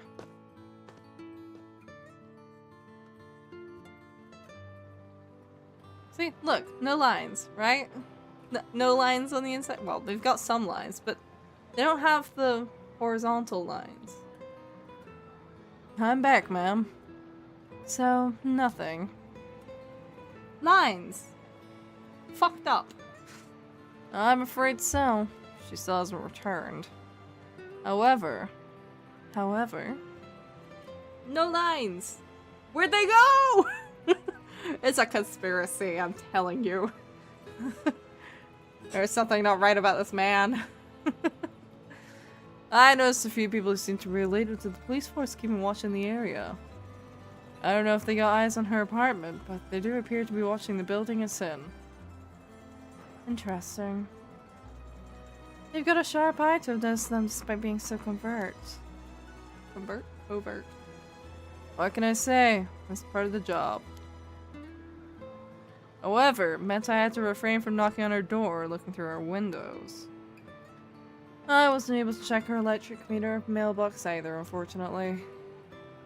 You're planning to go that far?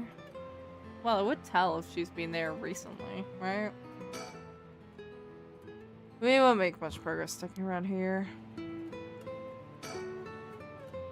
This place is connected with the story of the Taiko of Tsugaru. Not only that, Katsushika Hokusai's home was also in this area.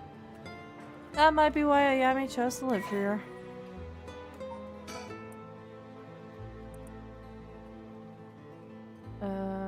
Although remarkable in most aspects, a small playground always attracts a number of children come evening. While no trace remains in the modern day, it stands on what was once the site of the Tsugaru estate. The legendary artist Katsushika Hokusai was also believed to have been born in the vicinity. So, What a waste of time. We should move on quickly. Where the fuck do we go now?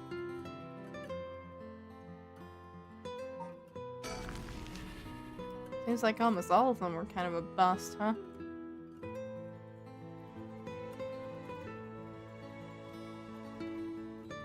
Just coming out of high school. I guess there haven't been any developments. What do I do? Where do I go? We're all dressed up for school. In another world, I might have had the chance to see my son in uniform too.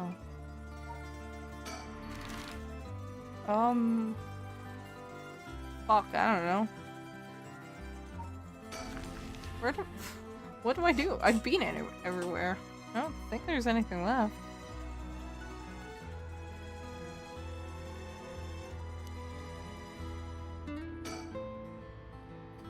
We should avoid Hiyaku for the time being. It'll be a pain if I have to deal with Takumi again. Okay, well, what now? He tells me he barely slept last night, and yet he seems to be so brimming with energy. He's probably used to it. Was I too that resilient at his age? Perhaps this is what sets apart a detective from the rest? I don't know. Where go? What do?